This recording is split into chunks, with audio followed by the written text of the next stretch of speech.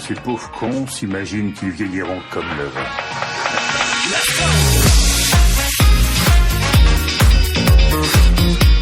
Ah, monde de merde.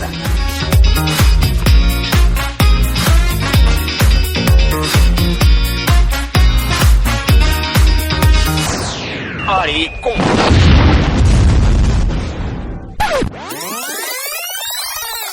Bienvenue sur Octopaddle, Octo podcast numéro 1 après le préquel de la semaine dernière, donc le numéro 0, donc où on a pu tester un peu que ça soit l'audio ou la technique, tout ce qui concerne justement l'enregistrement. Et donc pour cette nouvelle émission, j'ai l'honneur d'accueillir de nouveau mon cher compère Yujo. Comment ça va, Yu ? Salut à tous, ça va très bien, ouais, en week-end donc ça fait du bien. Ça fait du bien. Alors oui, aujourd'hui nous sommes donc le 15 novembre 2016, j'ai oublié de le dire, et donc de nouveau nous avons relancé l'aventure du podcast, et cette fois-ci donc nous avons fait un programme un peu plus détaillé, avec une présentation, et puis ensuite bien sûr parler de jeux vidéo, et surtout du dossier Papa Gamer qui cette semaine va nous occuper, c'est-à-dire comment trouver du temps pour jouer quand on est parent et aussi gamer. Alors, on va revenir un peu sur Octopaddle, qu'est-ce que t'en penses ? Bah oui, allez, avec plaisir, parce que c'est vrai que lors du premier podcast, c'était un test, on a dit, tiens, on va se lancer dans l'aventure podcast, et c'est vrai qu'on a complètement oublié, en fait, se présenter. Donc, je pense que ça serait peut-être plutôt pas mal qu'on en vienne à se présenter, et qu'on parler un peu de notre passion, et puis bien sûr parler du blog et de notre problématique de Papa Gamer. Voilà. Alors c'est vrai que ce projet est né en avril 2013, un 1er avril, et c'est pas une blague. Et ouais, c'est pas une blague. Et donc on s'est mis autour d'une table et on a réfléchi sur ce fait que la trentaine arrivant, et on était en plein dedans quand on a commencé d'ailleurs à faire ce podcast, on s'est posé la question justement comment lier passion et jeux vidéo, et justement cette passion pour tous les deux, vu qu'on se connaît depuis quand même très longtemps, depuis le collège. Hein. Ouais. Depuis le collège, on se connaît effectivement depuis le collège, où on était déjà passionnés de jeux vidéo, et puis je crois même qu'on parlait que de ça à l'époque. Je sais pas si tu t'en souviens. Et complètement. Et c'est vrai que toi et moi, si on fait un peu le tour par rapport à notre entourage, j'ai remarqué que on n'a jamais eu cette grosse coupure qu'ont eu beaucoup de personnes quand on arrive au lycée. Moi, je sais que je suis toujours resté fan de jeux vidéo, sans être reclus dans ma caverne, mais c'est toujours quelque chose qui m'a plu.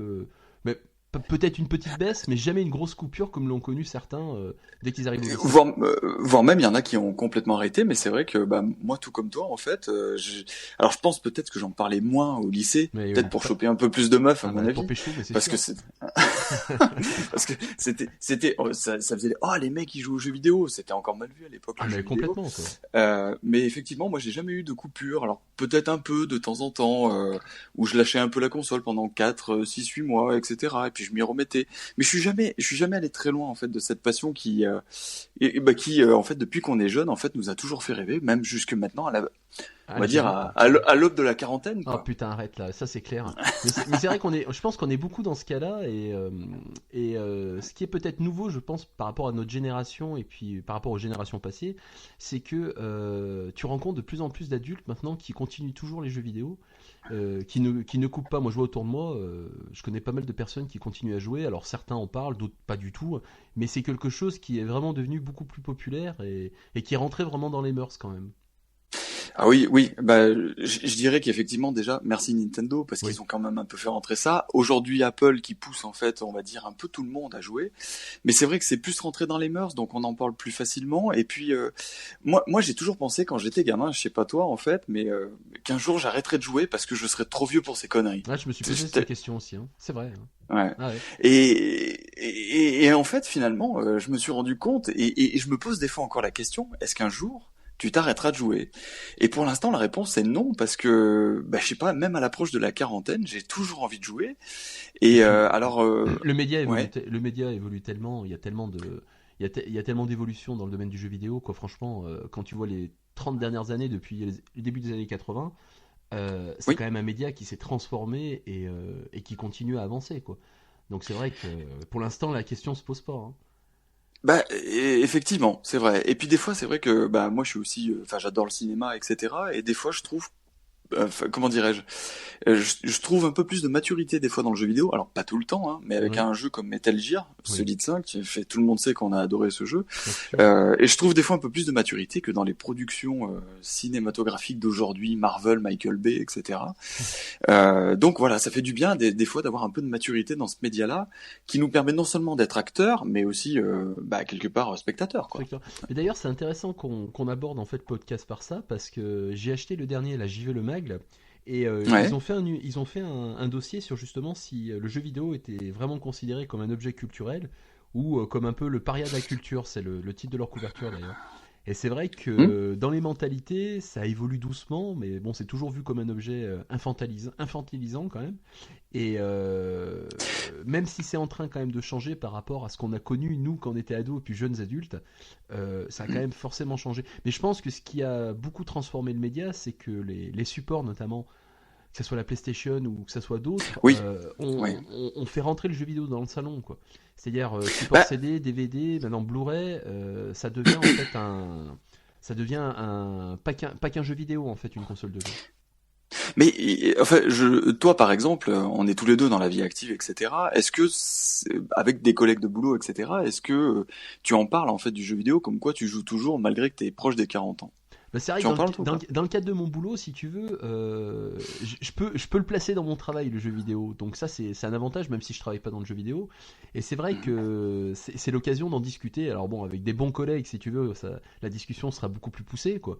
Parce Hmm. qu'il y a des références communes, quoi. C'est comme quelqu'un qui connaît pas, je sais pas, Star Wars, même si maintenant c'est ultra connu. Mais t'as des discussions, si tu veux, avec des personnes qui vont savoir de quoi tu parles. Après, une personne lambda, si tu veux. Qui a vraiment un décalage d'âge avec moi, c'est-à-dire plus de 20 ans, c'est plus difficile quand même. C'est vrai. Parce que c'est vu comme quelque chose d'enfantin. Et tout de suite, Mais ouais, il y a un blocage vis-à-vis de ça, c'est sûr. et du coup, c'est là où effectivement, est un peu né en fait le blog, c'est que justement, moi, dans mon entourage, c'était quand même le seul avec qui je parlais avec autant de passion du jeu vidéo, Ouais. qu'on parlait de nos souvenirs, on parlait, enfin, de nos grandes discussions, je sais pas, sur Nintendo, sur le rétro, et puis bien sûr sur des jeux qu'on a kiffé, qu'on a adoré, Bien sûr. et c'est vrai que de là est née en fait cette idée. Un jour, tu m'as dit, mais putain, tu te rappelles quand on était gamin, on rêvait Ah, d'être journaliste de jeux vidéo. Bah tiens, pourquoi on le ferait pas maintenant avec les plateformes qui existent, etc. Et puis toi, t'avais déjà un peu expérimenté le principe du blog sur la plateforme WordPress, où quand t'étais en fait à l'étranger, t'avais créé des trucs et t'avais un fil d'actualité que les gens suivaient. Et on s'est dit, bah tiens, ça serait sympa, quoi. Voilà, de partager notre passion. et puis c'est Voilà. vrai que C'est toi qui as eu l'idée à la base, hein. ouais, mais c'est vrai qu'Internet a quand même, je trouve, a beaucoup changé l'approche qu'on a de notre passion. C'est-à-dire qu'on a quand même une possibilité maintenant de communiquer sans aucun problème dessus, au plus grand nombre, et puis il y a une interaction. Puis tu vois, c'est vraiment la possibilité aussi, tout le monde peut y participer. C'est vrai que ces plateformes, je trouve communautaires, le web 2.0 de toute façon, a beaucoup changé Mhm. l'approche de notre passion de ce côté-là. Et c'est vrai que ça, c'est quelque chose que je regrette pas d'avoir mis en place parce que du coup, on s'éclate. Et l'écrit rajoute, te permet de développer des choses que tu pourrais pas forcément faire à l'oral. C'est pour ça que je trouve que le podcast audio avec l'écrit sont deux choses qui se complètent bien, quoi. Complémentaire. Ouais, Ouais. complémentaires. Mhm. Mais c'est vrai que pour parler, je pense, avec passion, t'arrives plus facilement à le faire à l'oral, quoi. Je vois là, bon, ce que je disais lors du précédent podcast, mais il faut absolument qu'on fasse une émission sur Metal Gear, un de ces quatre, hein. Ah oui, il faut qu'on le fasse Parce absolument. que Ouais. alors là, Mais disons qu'on a une autre problématique en fait dans nos métiers d'aujourd'hui, c'est que, enfin, moi je tape des mails toute la journée pour répondre, etc. Et c'est vrai que au moment où j'arrive le soir en fait t'es claqué. voilà. Alors non, c'est pas ça, c'est que j'arrive plus à trouver mes mots en fait. Hmm. Et c'est vrai que le podcast, j'avais quand tu m'as proposé d'en faire un, j'avais grandement envie d'en faire un parce que justement, ça permettait peut-être aller de parler avec encore plus de passion. Des fois, j'ai du mal à, voilà, le soir après une journée de mail intensif, j'avais du mal à coucher sur le papier ce que j'avais vraiment envie de dire en fait sur Metal Gear, sur des choses comme ça. Et là, grâce au podcast, grâce à ton idée, je pense qu'on va y arriver. Tu vois, je vais arriver à m'extérioriser un petit peu plus. Mais non, mais voilà, c'est pour ça que on espère que ça va vous plaire, du moins nos conversations au coin du feu. Oui. Et donc pour revenir sur le blog, voilà, donc n'hésitez pas à le visiter et à laisser des commentaires aussi sur le blog. C'est toujours un retour qui est toujours intéressant et puis ça peut toujours créer de nouvelles connaissances, ce qui est quand même le but de toute communication, hein, d'essayer de rencontrer de nouvelles personnes et puis de pouvoir échanger autour de notre passion. Alors pour revenir sur notre expérience de joueur rapidement, donc c'est vrai que moi j'ai commencé avec l'Atari 2600 quand j'étais gamin. Mon premier jeu vidéo c'est un Game & Watch, putain j'avais 9 ans, alors ça je m'en souviens mais comme si c'était hier d'ailleurs. Mais je l'avais montré là, c'est le Donkey Kong. Oui, je m'en souviens. Ouais, je l'ai racheté tellement qu'il m'avait marqué, tellement qu'il m'a marqué et puis de là ça a été continuel, hein. Une Atari 2600 donnée par un cousin, un Atari ST prêté par un cousin et puis après ça a été Nintendo, Sega, quoi, la grande aventure 8-16 bits quoi. Mais t'as commencé quand même. On a eu les mêmes consoles, quoi. Alors ouais, mais toi t'as commencé en fait par une Atari. Moi l'Atari, je l'ai vu plutôt de loin en fait. J'avais un oncle, je crois qu'il l'avait, mais elle était tout le temps en fait dans son meuble, tu sais les meubles en fait de salon. Ouais. Et finalement ça me faisait pas plus kiffer que ça. Ah, mais c'est vrai que par l'aspect contre, était quand même austère, hein. C'était celle avec c'était le tableau en c'était bois. austère. Oui, c'est ça, Ah c'est putain, ça. comme elle était moche. Mais toi, t'as commencé quand même bien avant moi. Alors pour autant, on a un an d'écart. Je suis un Ouais. peu plus vieux que toi, mais effectivement, t'as commencé un peu avant moi. Moi, j'ai vraiment commencé les jeux vidéo avec, ma première approche, un collègue en fait quand on était en primaire, qui avait en fait la Sega Master System. Oh, Et un jour, je suis allé en fait chez lui, j'ai vu ça. Je connaissais pratiquement pas le jeu vidéo. J'ai vu ça et puis j'ai bavé pendant pratiquement plusieurs mois. Sur quel jeu? À l'époque, c'était Angon. Angon. Alors donc c'était la première, c'était la marque 1 là, c'est-à-dire pas la Oui. pas la ah, pas le modèle arrondi, la seconde Oui, version qu'ils ont c'est sorti ça. avec Alex Kidd, d'accord. Exactement. Et c'est la première console que j'ai eue avec Alex Kidd. Et Ah là j'étais, là. moi au départ, en fait, j'étais côté Sega. Et j'étais, voilà, j'avais pas eu le choix. Tu sais, quand t'es gamin et que t'as pas les finances que t'as aujourd'hui, C'est vrai qu'elle eh était moins ben, chère. La Sega, elle était moins chère que la Nintendo, hein, la Master System, hein. Moi je me... elle était moins chère et puis j'ai l'impression qu'elle était plus mise en avant. Ah bah ouais. Et Puis mais par contre, moi franchement la différence entre la Master System et la NES, parce que c'était les deux concurrentes, moi je me souviens je devais avoir 11 ans quand je l'ai eu aussi à un hmm, Noël, ou 12 ans, bon, enfin bref aux alentours de ça, et je sais que ce qui m'a fait basculer en fait c'est que je trouvais que les graphismes étaient plus jolis. sur la Master System, Sur la Master System, bah tu vois un Alex Kidd ou un Sonic, les couleurs, il y avait plus de couleurs, c'est plus pétant qu'un Batman ou qu'un Mario sur une NES, mhm, parce que hmm. je trouve que la Master System a des aspects plus jolis. Après, point de vue jeu, c'est autre chose. Mais c'est vrai que je pense que finance plus aspect, il y a beaucoup joué, et puis peut-être dans les magasins, ils mettaient plus en avant Sega que Nintendo, c'est peut-être possible ça. Je pense que c'était, en fait, je pense enfin moi pour ma part, c'est la première que j'ai vue que j'ai voulu en fait. Ah Et bah, pour elle avait autant, une belle gueule quand quand même. j'avais la Master System, eh ben je bavais parce que j'avais un autre collègue en fait d'école Qui avait qui la avait NES. la NES et je bavais devant la NES et je voulais que la NES. Ah ouais. Et finalement ma Master System, même si je l'aimais et même si elle m'occupait avec divers jeux comme Alex Kidd, Wonder Boy, il y avait aussi Fantasy Zone, etc. Ben moi T'as eu Wonder Boy 3? oui, j'ai eu Wonder Boy 3, quel jeu Putain, magnifique. quel jeu Ah magnifique. ouais. Il y a un remake qui va sortir là sans tarder, j'espère qu'ils vont le faire sur Vita. À suivre, ah ça serait super. Putain, Ah, ça franchement. génialissime ça. Et du Ouais. coup, t'as basculé quand sur la NES, toi? Eh ben, j'ai jamais basculé vraiment sur la NES. En fait, la NES, je l'ai eu par échange de consoles parce qu'à l'époque, ça se faisait. Je prêtais ma Master System à mon collègue qui me prêtait sa NES et moi, enfin, il y avait 3 jeux qui me faisaient mais kiffer à mort sur la Ouais. NES. C'était Super Mario Bros 3, Putain, oui. le Batman de Sunsoft Ouais. qui était ahurissant et le Tortue Ninja qui me faisait rêver parce que j'adorais les Tortues Ninja quand j'étais Et tu gamin. l'as fini, Tortue Ninja? On est arrivé au boss final, je me rappelle. On essayait de le finir mais hyper dur quoi. Enfin, Ah ouais, c'était. ouais, putain. Mais ce jeu, il a marqué quand même beaucoup de gens par sa difficulté, mais également, par contre, il répondait tellement bien. Mais ils étaient forts quand même à l'époque parce que t'avais tous les Ouais. produits dérivés liés aux jeux vidéo. T'avais le dessin animé, t'avais donc le jeu vidéo et des jeux vidéo qui étaient pas mauvais quoi. Franchement, C'est vrai, ça aurait pu c'est être vrai. bien pire quand même. Et c'est vrai que moi la neige, je l'ai jamais eu par contre, mais j'ai eu la Game Boy. Oh, et je dis la Game Boy parce que c'est une console Game Boy. C'est ça. Non défaite de puriste, hein. J'avais fait un article sur Oui. Octopaddle là-dessus, mais c'est vrai que pour revenir sur la Game Boy, moi c'est une console aussi qui m'a sidéré, hein. Le fait que tu puisses jouer où tu veux, quand tu veux, bon, sauf la nuit parce que forcément tu vois rien avec, mais que tu pouvais jouer plus de 10 heures avec 4 piles, putain mais moi chez mes grands-parents c'était le bonheur quoi. Pas besoin de monopoliser une télé, tu joues où tu veux. Putain, mais franchement, ça c'était vraiment. On avait du temps pour jouer. Ce qui nous Oui, c'est vrai. de nos jours, et on se posait pas tant de questions, et c'est vrai que c'était quand même une bonne console. Tu l'as eu à quel âge la Game Boy, toi? Eh ben c'est pas moi qui l'ai eu en fait, pour tout te dire. Moi j'étais déjà en fait en étant sur Master System, j'étais pratiquement déjà propulsé vers la Mega Drive. Et c'est ma petite sœur un jour qui a dit ouais, tout le monde a une Game Boy, je veux une Game Boy. Et moi j'ai dit mais c'est quoi tes conneries? Pourquoi tu veux une Game Boy? C'est nul, c'est une console en noir et blanc, c'est quoi ce truc? Et en fait, ma sœur a eu la Game Boy à son anniversaire, et franchement, j'ai passé des heures sur Tetris.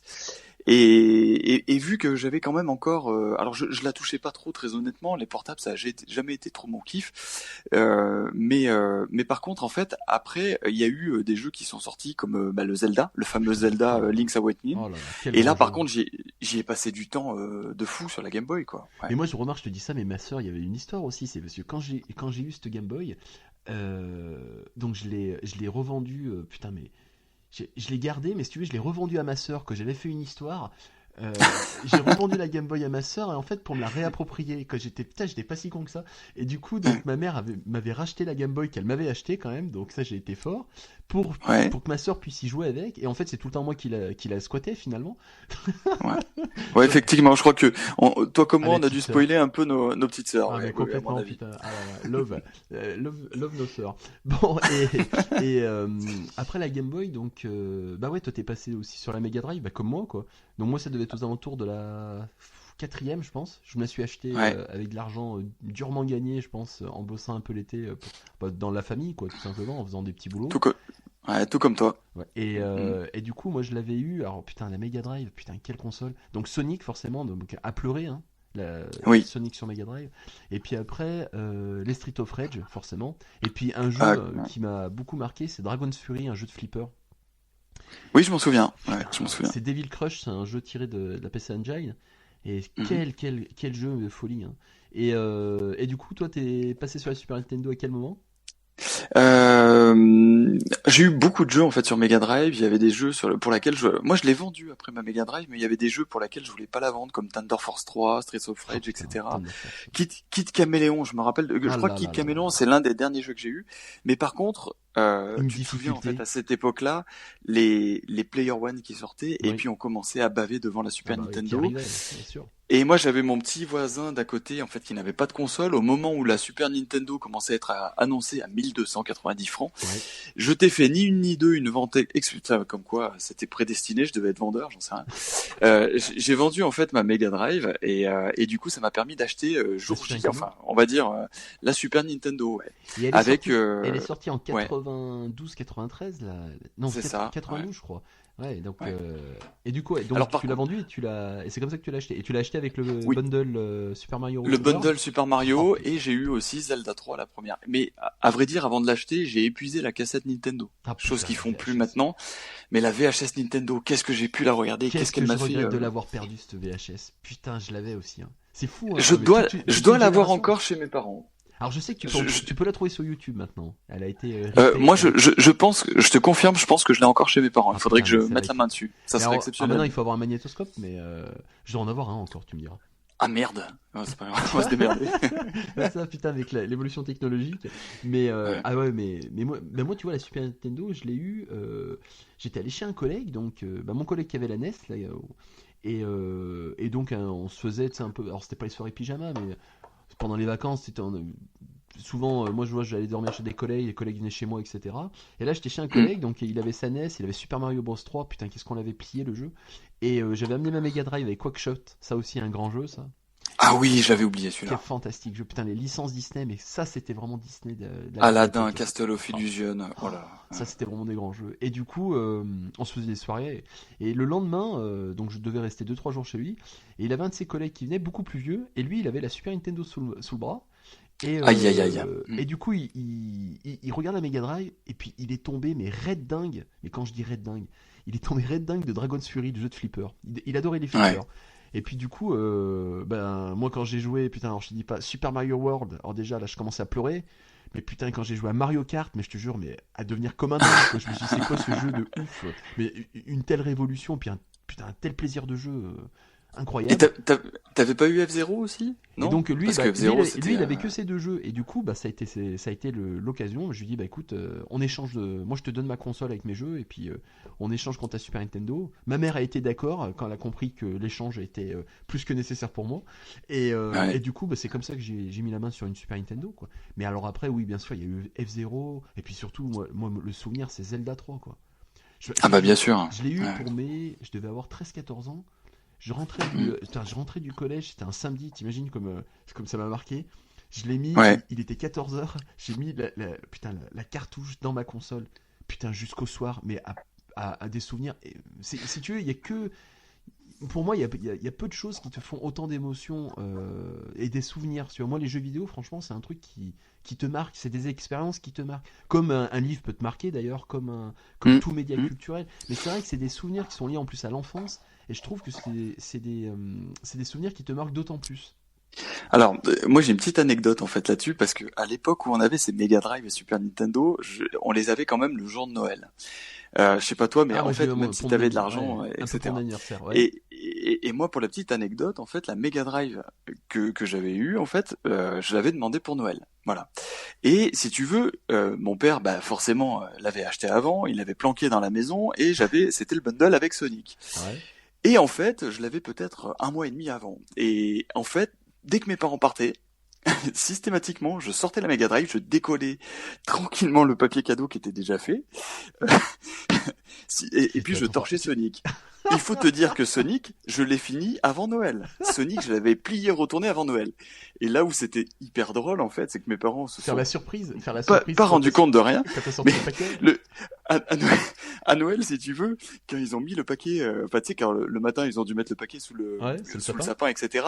Quand je suis arrivé, t'avais le scotch qui s'était décollé, le paquet qui s'était ouvert. Enfin bon, c'était un truc mythique, quoi. Ils avaient même pas vu que j'avais décollé le truc. Je l'avais tellement décollé, recollé. Tu l'auras dit à tes parents? Après, je leur ai dit, il m'a dit, ah, ça nous semblait bizarre aussi. et du coup, j'avais renouvelé exactement le même truc avec la Super Nintendo, parce que j'avais fait chier mon père pour dire, je veux la Super Nintendo, j'en paye la moitié parce que j'avais vendu la truc, etc. On l'a tous fait, ça. Putain, c'est fou, ça. Ouais. Et du coup, le fameux Zelda 3, je m'en souviens comme si c'était hier, parce que pareil, j'avais attendu que mes parents soient pas à la maison, si tu veux. Et en fait, j'ai sorti la boîte. Oh, déjà, j'étais émerveillé devant la boîte. Et j'ai mis Zelda 3 et la pluie. La pluie, la musique. Et là, franchement, ce souvenir, je l'ai encore dans ma tête. Et puis alors, quand tu trouves le buisson et le passage pour le château... Ah, mais je te jure, tu réalises, tu fais des choses, si tu veux, que quand t'étais gamin, tu regardais des films où tu jouais avec des copains, etc. Dans, je sais pas moi, les cow-boys, les soldats, etc. Tu te faisais vraiment tes films dans ta tête. Là, putain, tu le jouais. Et c'est vrai que ça, c'est des souvenirs, mais qui sont impérissables. Mais tu vois, le coup de la console, pour revenir, moi, je l'ai fait avec la Game Boy, ça. Moi, la Game Boy était planquée juste en face de ma chambre dans un placard. Pareil, la console, si tu veux, je l'avais sortie. Et même pour te dire, mes parents m'avaient amené à un restaurant avec de la famille. Je me faisais tellement chier pendant le restaurant que j'allais aux toilettes avec la Game Boy, et je suis resté peut-être une demi-heure dans les chiottes. Ma mère qui est venue s'inquiétant de ne pas me revoir venir. Oh putain, je me suis dit, si elle voit que j'ai la console dans ma main, elle va me tuer. Obligé de la cacher. Bon, enfin bref, une histoire homérique comme tu le fais quand t'es gamin, quoi. C'est des souvenirs de gamin géniaux, mais quoi. Ça, tout le monde, je veux dire, qui ne l'a pas fait, ça, franchement. Mais c'est vrai que voilà, c'est tout un pan de notre enfance. Et puis après, bon bah, ça a suivi l'adolescence. Ouais, la Super Nintendo, moi, j'ai enchaîné. Après, ça devait être avec une PlayStation, découvert chez un collègue, à pleurer devant Resident Evil. Là, tu vois que t'es passé à autre chose. Et puis après, bon bah, toi, t'es passé sur Dreamcast. J'ai eu la PlayStation, mais effectivement, je suis vite retourné. En fait, moi, c'est ce que j'avais marqué, en fait, je crois, dans un post. Moi, je suis quand même, en fait, resté un peu, voilà, l'ancien jeu vidéo, quoi. C'est-à-dire les Sega et Nintendo, qui pour moi, en fait, étaient à la base. Donc, oui, j'ai eu un peu la PlayStation, mais je suis vite repassé vers Sega, parce que là, il y avait la Dreamcast au moment de la PlayStation 2. Et puis la Dreamcast, c'est qui m'a fait kiffer, quoi. Il y a la N64 aussi, putain, j'avais dit. Et la N64, la GameCube, moi, je les ai toutes eues aussi, bien sûr.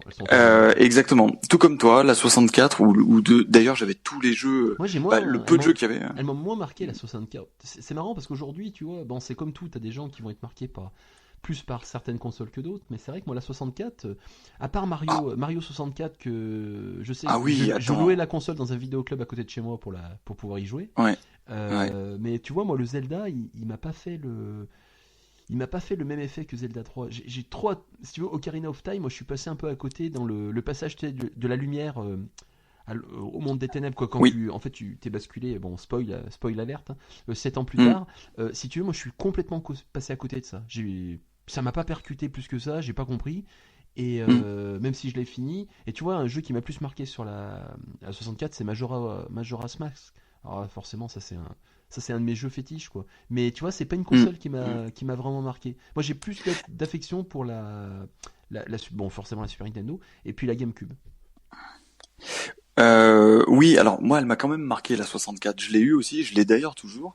Mais franchement, la première fois que j'ai posé les mains sur Mario et la première fois que j'ai posé les mains sur le Zelda Ocarina of Time, le Zelda Ocarina of Time, je sais pas si tu t'en souviens, mais j'ai fait des pieds et des mains pour l'avoir. Pareil, j'ai harcelé mon père pour qu'il essaye de le trouver, etc. Putain, Mais je sais pas si tu t'en souviens, à l'époque où il est sorti, il était en rupture de partout. moi Il y avait une sorte de... j'ai dû le Ah trouver ouais, dans une grande surface, moi je pense, un Auchan.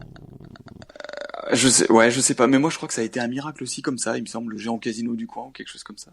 Et c'est, Mais par contre, la 64, elle était marquante à plus d'un titre parce que Majora's Mask, oui, je suis d'accord avec toi. Il y avait quand même aussi le Mario 64. Il y avait oui, Mario 64, alors ouais. le F-Zero qui était quand même pas mal. Mais Le moi, F-Zero, je crois. tu vois, je suis vraiment pas. Moi, c'est vraiment une console, si tu veux, où je trouvais que Nintendo faisait du surplace par rapport aux concurrents, par rapport par exemple à Sega, la Dreamcast. Tu me l'avais prêté d'ailleurs, ta Dreamcast. Moi, Ouais, putain, Shenmue, comme je veux dire, ouais. ça c'est des jeux qui. Et puis Sonic, oh là là, putain, sur Dreamcast, ça c'est vraiment je trouve l'épisode qui aboutit la série en fait. Après tous les Mm. spin-offs qui ont été faits après, ou tous les épisodes où ils ont commencé à tuer leur licence, je trouve, c'était là où tu avais vraiment l'essence de ce qu'est un Sonic, quoi. Ben, tu vois, on parlait tout à l'heure, en fait, est-ce qu'on avait eu des coupures dans le jeu vidéo? Ben oui, moi pendant la première PlayStation, j'en ai eu en fait des coupures parce que je me retrouvais pas dans le jeu vidéo d'avant, et c'est grâce quelque part à l'arrivée de la 64 que je m'y suis remis avec le Ah, Zelda. d'accord. Je rêvais encore comme un gamin, et puis bien sûr après avec l'arrivée en 2 temps de la Dreamcast où je me suis remis à fond et j'ai une ludothèque sur Dreamcast qui était voilà, et puis bien sûr j'ai forcément évité la PlayStation 2. Sony Tu l'as avait pas eu la PS2?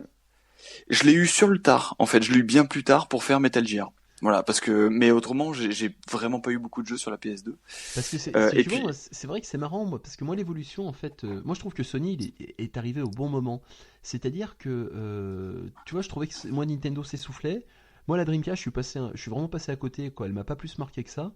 hmm, Et en fait, Sony, en arrivant, alors c'est vrai, bon, avec tous les problèmes, toutes les problématiques que ça soulevait, notamment qu'on avait abordé dans un article sur l'orientation du jeu vidéo, mais c'est vrai que Sony pardon, s'adressait à un public beaucoup plus majeur, beaucoup plus adulte, pardon, et du coup avec des jeux beaucoup plus matures que tu n'avais pas forcément sur d'autres supports. Et puis après, avec la plus-value technologique, moi je vois la PS2, c'était le lecteur DVD, hein. Là par contre, moi je l'ai pris pour ça. Ça coûtait moins cher qu'un lecteur DVD, et en plus, ouais. t'avais du jeu vidéo dessus. Et, Ben, ouais. et voilà. Hmm. Et puis bon, moi la PS2, ça restera un jeu, ça restera le GTA, quoi. GTA 3. J'ai- Ah, Ah, mais ça, c'est. Il y a tellement de choses à dire sur des séries de jeux vidéo, mais ça, c'est une série. Moi, le 3 m'a vraiment marqué, quoi. C'est la première fois que je voyais un jeu vidéo où c'était du cinéma, quoi. ben, C'était Scarface en jeu vidéo, quoi. ouais. Ben alors, je vais te surprendre, j'ai jamais fait un GTA. J'ai toujours refusé de les faire. Oh putain, J'ai toi qui testé aimes un le peu comme cinéma, ça. franchement.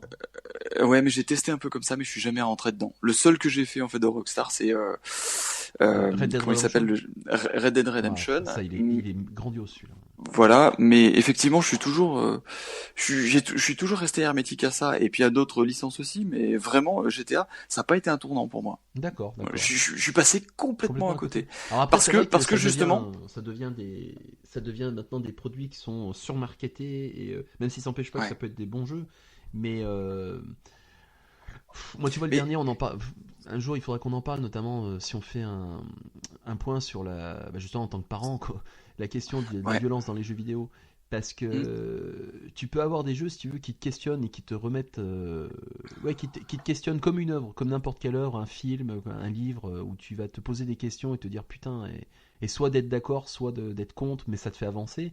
Mais tu vois, ouais, moi par exemple, le dernier GTA, même s'il est grand, il est beau, il est grand, il est vraiment impressionnant d'un point de vue technique et puis parfois d'un point de vue scénaristique. Mais t'as des passages dedans où t'as des scènes qui ne servent à rien, notamment la scène de la torture. Donc ceux qui ont joué à ce jeu-là savent de quoi je parle. Moi, franchement, je me suis dit, mais what the fuck, à quoi ça sert, quoi. C'est malsain plus qu'autre chose, quoi. Donc ouais, c'est vrai que je peux comprendre que la série GTA tu puisses passer à côté, hein. C'est comme les Call of, hein. Moi, je suis simplement passé à côté parce que justement, j'avais la Dreamcast et que j'avais Shenmue et que j'avais Jet Set Radio et que j'avais d'autres jeux sur Dreamcast, etc. Et quelque part, ça m'a jamais manqué d'aller côté PlayStation, quoi. Comme des PlayStation. Mais en fait, et tu vois, après la PlayStation 2, alors donc moi je suis passé. Putain, il y a eu quoi? GameCube. Il y a eu la GameCube, ouais, voilà, que j'ai acheté, je me Ouais. souviens, au supermarché du coin. Je fais mes courses. Ils avaient fait un bundle, Géant Casino pour pas citer la marque. Ils avaient fait une montagne de GameCube. Je suis passé, hop, je l'ai pris. J'ai même pas réfléchi. Je l'ai mis. Ah ouais, non, mais vraiment, je l'ai mis dans mon chariot. Alors je devais être quoi, encore étudiant, mais bon, j'avais un petit boulot, donc financièrement ça pouvait se faire. Et du coup, hop, sans me poser de questions, avec Mario Sunshine. Putain, qu'est-ce qu'il était dur ce Mario. Oh là là. Ah, je l'ai fini avec toutes les étoiles, enfin avec toutes les. Moi, il y a un Je l'ai passage que fini avec j'arrivais tout. pas à faire. J'arrivais pas à passer. Ah putain. Ah, je l'ai fini à 100% celui-là. Il m'a donné du mal, mais je l'ai fini à 100%. Et il était vraiment excellent d'ailleurs. C'est l'un des plus, je pense, des plus décriés. Un peu comme le Lost Level qui était sorti qui était sorti sur NES, mais qui n'était pas sorti chez nous, qui est sur Famicom au Japon, donc, et qui était dans la compilation Mario All Star, qui est vraiment une très bonne compilation sur Super Nintendo. Ouais. Mais du coup, le Sunshine, moi, tu vois, après il y a eu je m'en souviens, on en avait discuté, c'était la sortie de Wind Waker. Le nouveau Zelda avec en cel shading, on en avait parlé. Et moi, je me souviens que j'étais vraiment étonné et puis déçu de l'aspect cartoon du jeu, en me disant, mais putain, ils sont fous Nintendo, qu'est-ce qu'ils ont fait? Et en fait, finalement, c'est vrai que c'était vraiment un jeu qui était fantastique, quoi. Une poésie, et puis c'était un Zelda, quoi, franchement. Vraiment un grand jeu. Ah, on reste toujours des grands enfants, qu'on le veuille ou non. Mais c'est ça la force d'une marque comme Nintendo, c'est que leur série, ils les tuent jamais. Tu vois, c'est pas comme Sega qui a tué Sonic, quoi. Oui. Je sais, il y avait un truc qui me faisait marrer l'autre fois, j'écoutais dans une autre émission, alors ça devait être je me souviens plus dans quelle émission, un podcast sur le jeu vidéo, et un gars il disait, ouais, mais maintenant quand on parle aux jeunes de Sonic pour eux c'est Mario, quoi. C'est Sonic et Mario aux Jeux Olympiques, et d'ailleurs ils se demandent c'est qui ce Sonic, quoi, qu'est-ce qu'il vient foutre là? Ah oui, ouais, c'est vrai. Ça te fait marrer, parce que tu te souviens dans les cours d'école, les clans Nintendo et Sega, et puis le Sonic c'était le bad guy, l'ado rebelle, etc. D'ailleurs il y a l'ami Fritz qui avait fait un super article sur Octopaddle là-dessus, sur Sega, ce que représentaient notamment certains personnages de jeux vidéo. Et c'est vrai que Mario c'était le bon père de famille, plus tranquille pépère, mais avec un gameplay. Et puis le perso un peu has-been aussi, quand Sega se la jouait un peu moderne, enfin tu vois, vraiment dans le move. C'est plus fort que toi, le punk, la pub avec le punk, putain. Là c'est vrai que tu vois, ça c'est un truc qu'on a perdu, je trouve, aussi au niveau de la télévision. Le jeu vidéo a plus besoin de façon de passer des pubs en télé. Maintenant c'est tout par internet, par les réseaux sociaux. Les grands, comment dire, les grands médias, mainstream, ça les intéresse plus du tout, parce que les jeunes les regardent plus d'ailleurs. Mais c'est vrai que quand il y avait cette période de pub, moi je me souviens à la télé, mais t'attendais la pub sur un jeu vidéo, quoi. C'était un truc, quand tu regardais la télé. Quand tu la voyais, t'étais émerveillé. C'est des codes qui te parlaient à toi. Ça, c'est un truc. Mais bon, c'est comme toute génération, les jeunes d'aujourd'hui ont la même chose de toute façon, sauf sur d'autres supports. Et voilà. Et donc après, pour continuer, après la GameCube, alors je sais pas, il y a pas eu la PS3, il y a eu la Xbox, je crois. La Xbox 360. Non, la Xbox. Directement. Non, toi, t'as pas eu la. Non. T'as pas eu le. La Xbox, c'était en mode. Alors moi, la Xbox, je l'ai jamais eu parce que microchiotte, bon voilà. Puis je la trouvais grosse, je la trouvais moche, etc. Non, j'étais côté vraiment GameCube. Et c'était à l'époque où t'avais PS2, GameCube, Xbox. Et honnêtement, avec la GameCube, je me suis amusé comme jamais. Et par contre, après, j'ai basculé sur la Xbox 360 parce qu'elle me faisait vraiment envie. Avec l'avènement de directement, avec l'avènement de la HD. Et parce que Sony nous proposait des consoles, enfin la PS3. Tu l'as jamais eu la PS3? Oui, je l'ai eu plus tard, mais je l'ai jamais acheté à 600 balles, quoi. Enfin, putain, mais moi, pas déconner, je l'ai acheté à 550 €. Et ben toujours dans le même magasin, pareil. En bundle, elle était avec Gran Turismo. Et en fait, Mhm. je l'ai prise.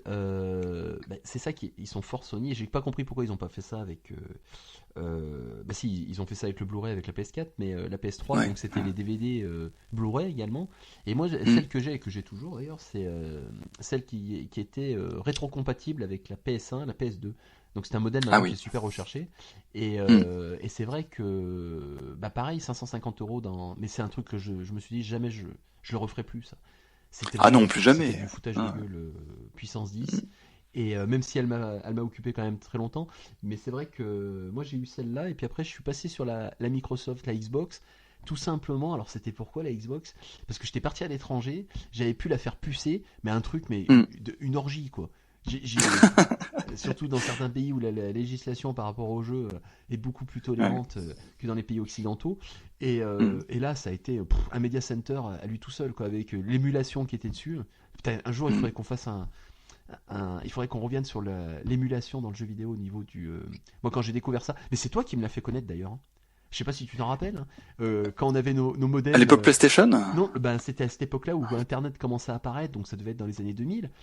Ça commençait Oui. à se populariser, du moins 99, ouais, 2000.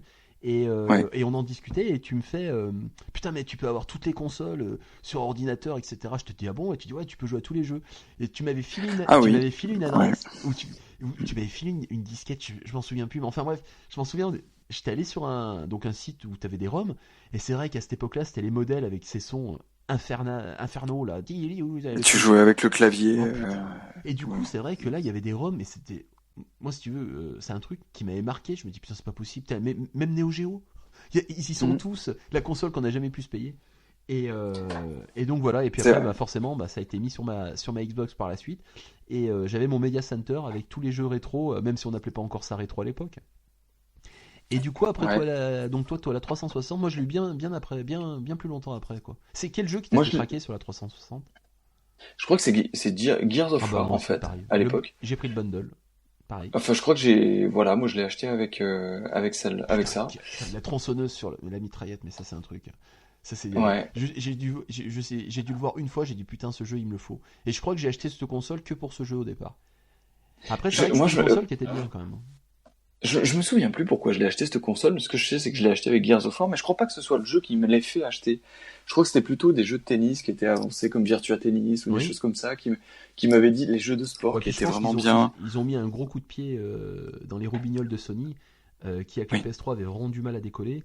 Et puis Ouais. de toute façon, après, si la PS3 a repris son envol, même si elle a été nettement concurrencée par la 360, c'est que je Mm. pense qu'ils ont eu finalement vers la fin les mêmes jeux aussi. Oui. Donc, Exactement. Ouais. Ouais. ouais, j'ai eu les deux aussi, 360 et PS3 en même temps. Mais bon, je pense que Mm. ça sera fini, tu vois, maintenant. Je m'amuserai pas à m'acheter une Xbox One à côté de la PS4. Je trouve que on en a Problème. parlé, c'est la console de salon d'appoint, c'est la future Enix, hein. On est d'accord. Ouais. Non, mais c'est effectivement, je crois qu'on arrive à un moment et c'est là aussi notre problématique, c'est que on est papa gamer et avec nos petits enfants qui grandissent, etc. Donc déjà on a moins de temps parce qu'il faut effectivement s'occuper d'eux, faire des choses avec eux, etc. Mhm. Il n'est pas encore temps pour moi de montrer en fait à ma fille un peu les jeux vidéo. Je lui montre un peu de temps en temps, mais je te cache pas que c'est plutôt du Nintendo que je vais lui montrer. Ah oui. Et très clairement, quand le moment sera venu, ça sera côté Nintendo et ça sera pas côté Sony que je vais lui montrer des choses. Voilà. Ouais, après je Parce pense que que ouais, chaque âge son plaisir, et puis je pense que ouais, il y a l'émerveillement, le côté oui, crayonné, et puis oui, voilà, puis le jeu intelligent, quoi. Je veux dire, il y a pas photo, exact, quoi. ouais, exactement, ouais, ouais. C'est vrai que Mais effectivement, ça sera un dossier un jour à faire, tout ce qui est quels sont les types de jeux auxquels je pourrais jouer avec mon gamin. T'avais fait un article hmm, d'ailleurs dessus. Ça serait un oui, truc intéressant. exact. D'ailleurs, moi avec mes filles là, j'ai commencé, comment ça s'appelle, Anna's Quest. Donc c'est un jeu sur Steam que j'ai pris. Oui, Et ouais, pareil, bon, c'est un conte pour enfants et autres, et sous la forme d'un point and click. Et c'est vrai que c'est une hmm, expérience avec ces gamins. C'est une expérience quand même, découvrir un jeu vidéo à un enfant. Parce que t'as un échange quand même qui se fait. Moi, je vois ma fille, te propose des solutions, puis des trucs, franchement, auxquels toi t'as pas pensé. Et tu te dis merde. Ouais, bien sûr. Bah oui, Donc forcément. Bien sûr. t'as une interaction qui est quand même plus qu'agréable. Donc ça, bon, on y reviendra peut-être tout à l'heure quand on parlera du dossier. Et pour Oui, bien terminer sûr. cette longue présentation de notre passé de gamer, pour justifier que on s'est lancé dans cette aventure du podcast et du site. Là Oui. actuellement, donc on a moi pour ma part la PS4. Après un an de lobbying de ta part, j'ai sauté le pas l'année dernière avec la PS4 Star Wars. Bon, il y a eu Ouais. surtout parce que c'était Star Wars. Et puis C'est surtout parce qu'il y a eu Star Wars que tu l'as acheté. ah Ouais. ouais, j'ai sauté le pas en plus. Le modèle Dark Vador, c'était obligatoire. Ouais. Et là actuellement, toi aussi PS4, et puis on attend de voir ce que ça va donner avec la NX. Et puis moi, je joue beaucoup sur Wii U aussi. Ah oui, Aujourd'hui, et c'est puis ma toi t'as la console. Wii U, putain, bien sûr. Et oui, c'est la console, honnêtement, où je passe le plus de temps en ce moment. Je suis d'ailleurs en train de me refaire Zelda Twilight Princess, qui franchement n'a pas pris une ride, Mais ça va, les aspects, mais qui est... les visages des personnages et autres, Non, c'est bien c'est vu. super bien fait. Ah ouais, c'est super bien fait. Et puis il y a toujours cette magie d'un Zelda. Et puis surtout, en fait, moi, je l'avais complètement oublié ce jeu parce que je l'avais fait sur la Wii à l'époque. Et et en fait, je redécouvre le jeu. Je me Oui. dis, mais Par en contre, c'est fait, ça. c'est presque le même, Ouais. l'un des meilleurs Zelda, quoi. Il y a du génie à tous les niveaux dans Puis ce jeu. très adulte dans sa forme et Ouais. puis Un, même. un Ouais. sens de l'aventure, un Ah ouais. sens de la magie, de l'émerveillement, un sens de la découverte. Par Enfin, contre, tu vois, Nintendo a toujours su utiliser les ambiances de son époque. Tu vois, par exemple, pour faire un grand parallèle, Metroid s'est sorti en plein quand il y a eu Alien, ouais, donc de ouais, Ridley Scott, puis avec ouais. des anecdotes de fou Ridley que tu retrouves dans Metroid, etc. Et Mhm, Zelda, mhm. tu vois, Twilight Princess, c'est vraiment le Seigneur des Anneaux, quoi. Je veux dire, C'est ça. quand tu joues au jeu, à Ouais. un moment, une chevauchée, c'est vraiment inspiré de ça. Et c'est vrai que Mm. ces clins d'œil, en fait, à des médias, à des films ou à des références qui sont dans l'air du temps, je trouve que c'est vraiment des clins d'œil qui sont sympas, quoi. Quand tu joues et quand tu les perçois, t'apprécies d'autant plus, quoi. Surtout que Bah, c'est bien fait. qu'on le veuille ou non, Nintendo est quand même vachement ouvert sur le monde et regarde ce qui se fait. Et aujourd'hui, même dans le nouveau Zelda, on voit bien qu'il s'inspire en Ah fait oui. des jeux vidéo actuels comme Assassin's Creed, des choses comme ça, mais ils le font à la sauce Nintendo, c'est-à-dire un peu dans leur coin. Et avec génie, avec brio, ils apportent toujours une chose, quoi. Voilà, Alors, toujours autre chose. Voilà, alors, je pense que ça sera une bonne transition, justement, pour revenir un peu sur l'actu, là, et lancer notre première ouais, rubrique, justement, ce retour sur l'actu. À tout de suite. ouais. Énergie capable d'engendrer une puissance de 2,21 gigawatts, c'est la foudre et rien d'autre. Qu'est-ce que vous avez dit? Nous voilà donc de retour sur octopaddle.fr, Octopoctas, putain, il faut que je trouve un autre nom, c'est trop compliqué. Hein. Et donc, justement, on va faire le point Enix, comme le font de nombreux podcasts et sites vidéo. Donc, à ce jour, 15 octobre, toujours pas de nouvelles de la future Nintendo. Alors, est-ce que tu sais Ça se précise. le Ouais. nom peut-être de cette future console? Alors, je pense pas que ce soit la Nintendo Duo comme on a vu Oh cette putain, semaine. ça fait trop bien, ça fait Euh, trop pub pour une glace, pour une glace, quoi. C'est Non, pas et puis possible, ça. voilà, non, ça colle pas. Moi, je pense que pour l'instant, c'est NX, et c'est vrai qu'on s'habitue à NX. D'ailleurs, je trouve qu'on s'y habitue un peu trop, c'est-à-dire qu'il serait peut-être temps que Nintendo la dévoile, parce qu'effectivement, la Ouais. hype va finir par retomber. Mais par contre, là, ça se précise. Moi je le sens bien, tu vois, je sais pas, aux alentours du 20-21 octobre, parce que généralement Nintendo fait toujours des annonces pendant les congés de Oui. la Toussaint. Alors Ben, ça n'a rien à voir avec la France, mais je pense que c'est une période, si tu veux, où fiscalement est-ce qu'ils ils bouclent pas plus ou moins leur année. Et puis mhm, il y a bientôt la Thanksgiving du côté américain en novembre, après il y a Noël en Occident. Et donc pour les mhm. précommandes en particulier, si tu veux, voilà. Ils avaient fait la même chose avec la 3DS, la New 3DS Majora's Mask. Ils l'avaient annoncé, Ouais, je crois, en novembre, octobre-novembre. Donc là, c'est ouais. possible que ça soit sans tarder, quoi.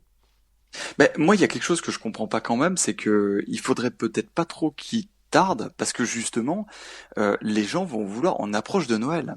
Alors, on sait déjà qu'elle va sortir au mois de mars, mais par contre, il y a toute une campagne de pré-réservation enfin, les gens commencent à précommander, à réserver maintenant, ou à dire je veux ça, je veux ça, je veux ça. Et Nintendo Ouais, ferait mais bien de la dévoiler c'est pour pour ça que que les gens, justement, ça hein. sera pas en novembre. Je pense que ça va être bien avant novembre. Hein. Non, alors il y a beaucoup de rumeurs, je sais pas si tu as scruté un peu l'internet aujourd'hui, il y a beaucoup de rumeurs qui disent que ça sera cette semaine. Voilà. Ouais. Mais par contre, moi je trouve qu'il est temps, parce que là on est en plein dans une période pré-Noël où du coup, on commence un peu tous à rêver des cadeaux qu'on veut, etc. Et il n'y a pas de meilleur moment pour taper une énorme annonce, montrer, faire envie aux gens et de dire, eh ben ouais, ok, je vais être patient parce que ce qu'annonce Nintendo c'est excellent et je vais pas me taper une Xbox One à Noël, quoi. Non, Tu vois? mais je pense que le timing sera le bon par rapport à ce que tu dis. Et puis également, là, ce que j'avais vu, donc outre le nom, bon, qui est toujours, qui est tout. Après, Enix, ça veut dire aussi peut-être New Experience, hein, tu vois, ou Nintendo C'est vrai. Experience. Tu vois, bon. Alors tu sais que je suis en train de penser à un truc. Ça me paraît quand même bizarre que Nintendo ait toujours pas en fait annoncé sa console. Et s'il nous faisait un truc du style, voilà les gars, on la présente. À partir de demain, vous pouvez la précommander et elle sera livrée pour Noël. Et s'il le faisait? Oh. Ah, je suis. Ouais, Apple style. Ouais. Apple style. Enfin, mets-toi à la place quand même de Nintendo. Ils ont foutrement rien sur Wii U. C'est-à-dire que sur Wii U aujourd'hui, c'est le désert Et interstellaire. puis même sur 3DS. Hein. Il y a quand même une période de Noël, que ce soit en Europe ou aux États-Unis, où il y a quand même en fait un marché à prendre. Enfin, je veux dire, que je ne peux pas. Enfin, des fois, je me dis, c'est pas possible qu'ils laissent un boulevard comme ça. Alors, ouais, il y a peut-être pas un boulevard parce que Nintendo, ils ont 2 jeux pour la fin de l'année. C'est Oui. les Pokémon. Après, il faut, voilà, Voilà. je te dis, il n'y a rien sur DS, mais si, t'as Pokémon, t'as Yokai Watch, bon, t'as toutes ces séries-là qui font toujours des ventes, hein. Mais c'est vrai que, ouais, putain, ça serait un beau coup, mais j'y crois pas trop quand même. Hein. A priori, il y aurait 3-4 jeux quand même de prévus, dont un Mario forcément, Ouais. le Zelda forcément. Après, le mois de mars, si tu veux aussi, c'est point de vue japonais. C'est la fin de l'année fiscale. Ouais, voilà, c'est la fin de l'année C'est la fin de l'année fiscale. fiscale. Ouais. Et puis également, ils ont pas des congés après en avril? Tu vois, est-ce que ça se correspond non, avec ça au niveau du Japon ou... Non, le fait de sortir une console au mois de mars, c'est que Nintendo arrête ses bilans Oui. normalement en fin d'année fiscale, c'est fin mars. pour envoyer- Donc du coup, le fait de la faire sortir, s'ils ont une année en demi-teinte, ça permet en fait d'augmenter le chiffre d'affaires, etc. Et le jour où il va y avoir une réunion avec les actionnaires, c'est de dire, regardez les gars, cette année finalement les Oui. résultats sont pas aussi merdiques Mauvais. que ce qu'on avait espéré parce qu'on a sorti la NX et que ça cartonne. Et Voilà. alors t'as dû la voir la vidéo là sur Gameblog de Julien Chaise là, Oui, qui, ouais. qui agite toujours ses petits bras et ses soi-disant sources. Mhm. Mais Mhm. après il y avait des choses intéressantes dans ce qu'il disait, notamment sur déjà les possibilités de la console, sur ce système de manette qui se clipse, etc. Moi je pense que vraiment je suis vraiment sûr que ça sera une console qui à la fois tu t'en sers en mobile pour te déplacer Ouais. et autres. Le phénomène Pokémon Go Oui. ouvre tellement de portes. Et puis le soir hop, tu continues Mhm. sur ta télé, tu recharges. Et puis franchement moi le dock qui booste la console, vraiment j'y crois quoi. Même si c'est un truc qui est pas Ouais. forcément mis en avant. Et puis il y a toujours ce petit truc en plus. Qu'est-ce qu'ils vont mettre en avant? Parce que c'est vrai que quand tu achètes une console, Mais t'as toujours Mhm. des trucs différents. Et c'est ça aussi qui. Mhm. Il n'y a pas que les jeux, quoi. Il y a aussi le matériel en tant que tel et autres, quoi.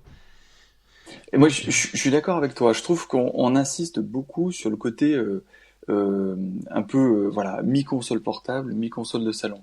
Mais pour moi, Nintendo a autre chose à dévoiler. Et d'ailleurs, il y a beaucoup de sources qui s'y recoupent. Donc effectivement, tu as Julien Hachès qui le dit, Oui. qui dit mais il y a quelque chose, mais on sait n'arrive pas pas à quoi. savoir Ouais. quoi. Par contre, Nico ils sont Augusto. forts pour protéger leurs sources. Hein. Pour Oui, mais protéger, faut remettre dans le sur leur contexte. console. En fait, Nintendo, si tu veux, c'est quand même une petite entreprise à Kyoto. Enfin, je veux dire, c'est pas une multinationale. Donc, les fuites peuvent être plus contrôlées dans la mesure où t'as 4000 employés dans le monde Nintendo, alors que Sony en a 150 000, Non, quoi. mais c'est vrai parce que quand tu vois des boîtes comme Ubisoft qui n'arrivent pas à maintenir des projets secrets, C'est voulu, c'est voulu, Oh. c'est voulu. des Ah fois, si, c'est voulu. ça a quand même Ouais. des impacts négatifs. Hein. Tu vois, même Microsoft, hein, quand il y a des fuites sur les consoles ou le projet Scorpio qui est sorti trop tôt, tu vois, ça dégonfle le truc quand même. Hein. Moi, je pense que c'est voulu, en fait. C'est, Ça peut Si- faire partie si- d'une si- stratégie aussi, ouais, c'est vrai. oui, ça fait partie d'une stratégie.